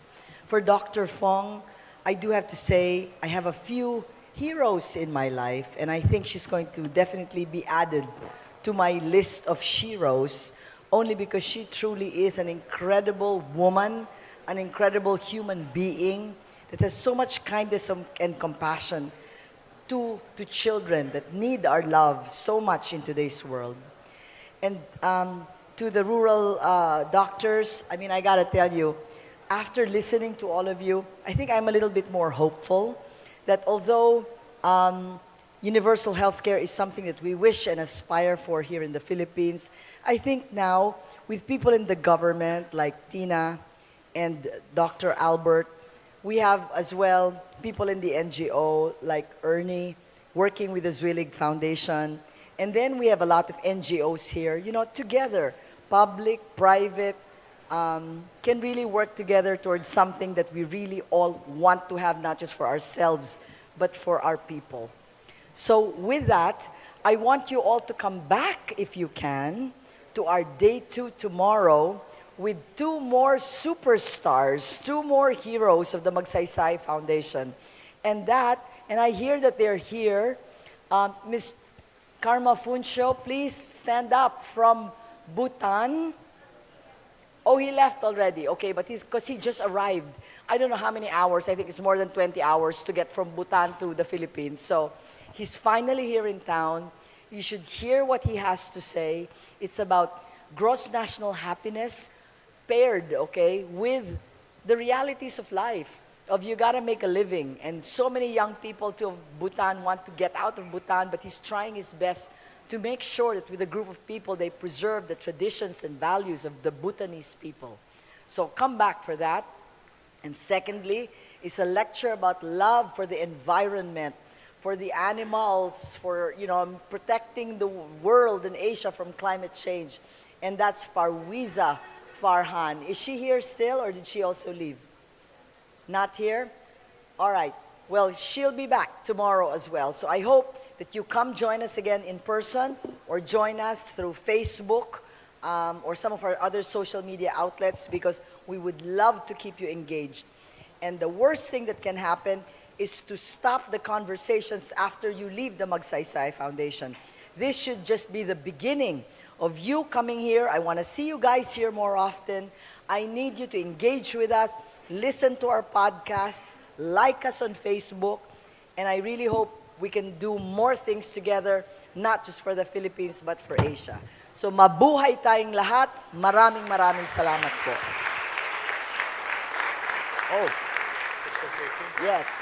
Hey, and Dr. Vichai did give us a donation of his books. So he kept showing his books. If you want to read a copy of his books, please come to our library, okay? Although they're also available via ebooks. So thank you. There you go. He's giving us the books. Happy ka na, Dr. Albert. Happy ka na. Oh, there you go. There you go. Happy na, Dr. Albert. Okay. All right, we'll just take a picture. Ambassador Tool, can we please ask you to come join? At this juncture, may we request the following to join our moderator and panelists on stage for a photo op. Ms. Susan Afan, President of the Ramon Magsaysay Award Foundation, Ms. Joy Alampay, Director of the Ramon Magsaysay Transformative and Leadership Institute.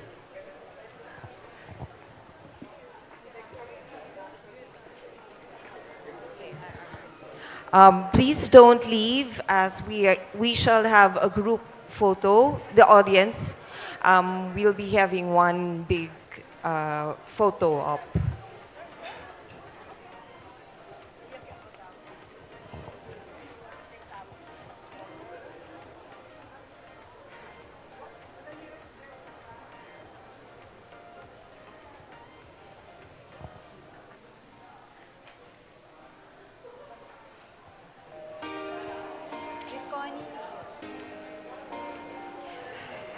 Okay, now we would like to invite those who are on stage to go down and join the audience to have a group picture. Group picture.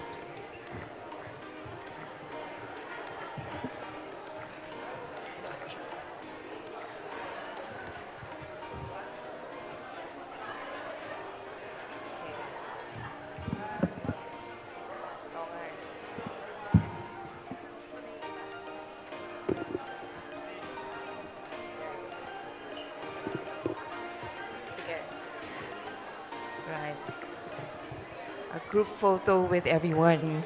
While this is happening, thank you once again for joining us in the RMTLI lecture series this afternoon with the Rural Doctors Movement 2024 Ramon Magsaysay Awardee from Thailand.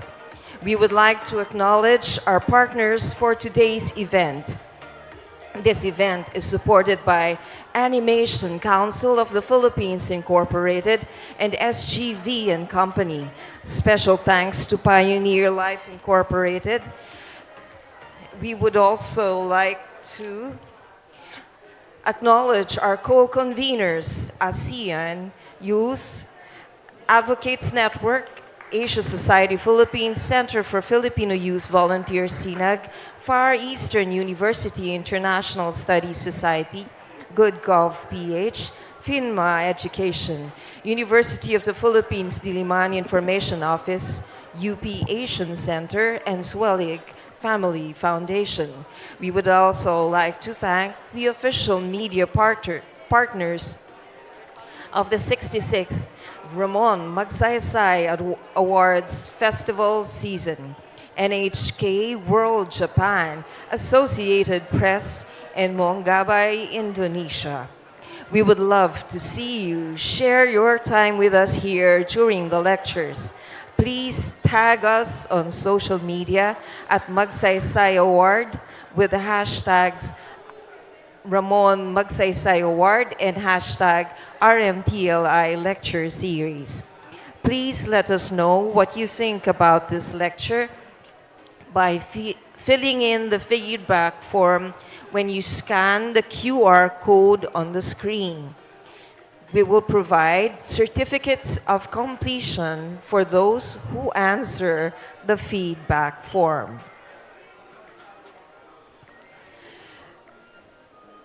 Our awardees from the Rural Doctors Movement have prepared books for the audience. These books are available at the table near the exit of RM Hall. The RMTLI's lecture series is just the first of the events for the 66th Ramon Magsaysay Awards Festival Week. We also invite everyone to join tomorrow's lecture by Karma Funso from Bhutan from 9 a.m. to 11 a.m., followed by Farwiza Farhan from Indonesia, this year's recipient of the Emergent Leadership Award from 1 p.m. to 3 p.m.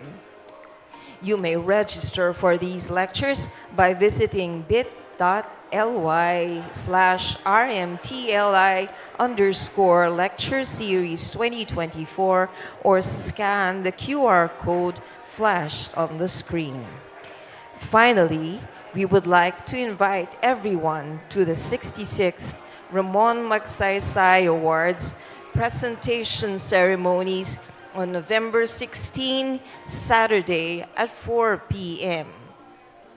To keep updated on our latest activities, visit our website at rmaward.asia or follow us on social media at Magsaysay Award. Please exit the venue through the second door. You may claim your snack at the food table located outside the hall. Please wait for the ushers to guide you to the exit. Thank you and have a good day.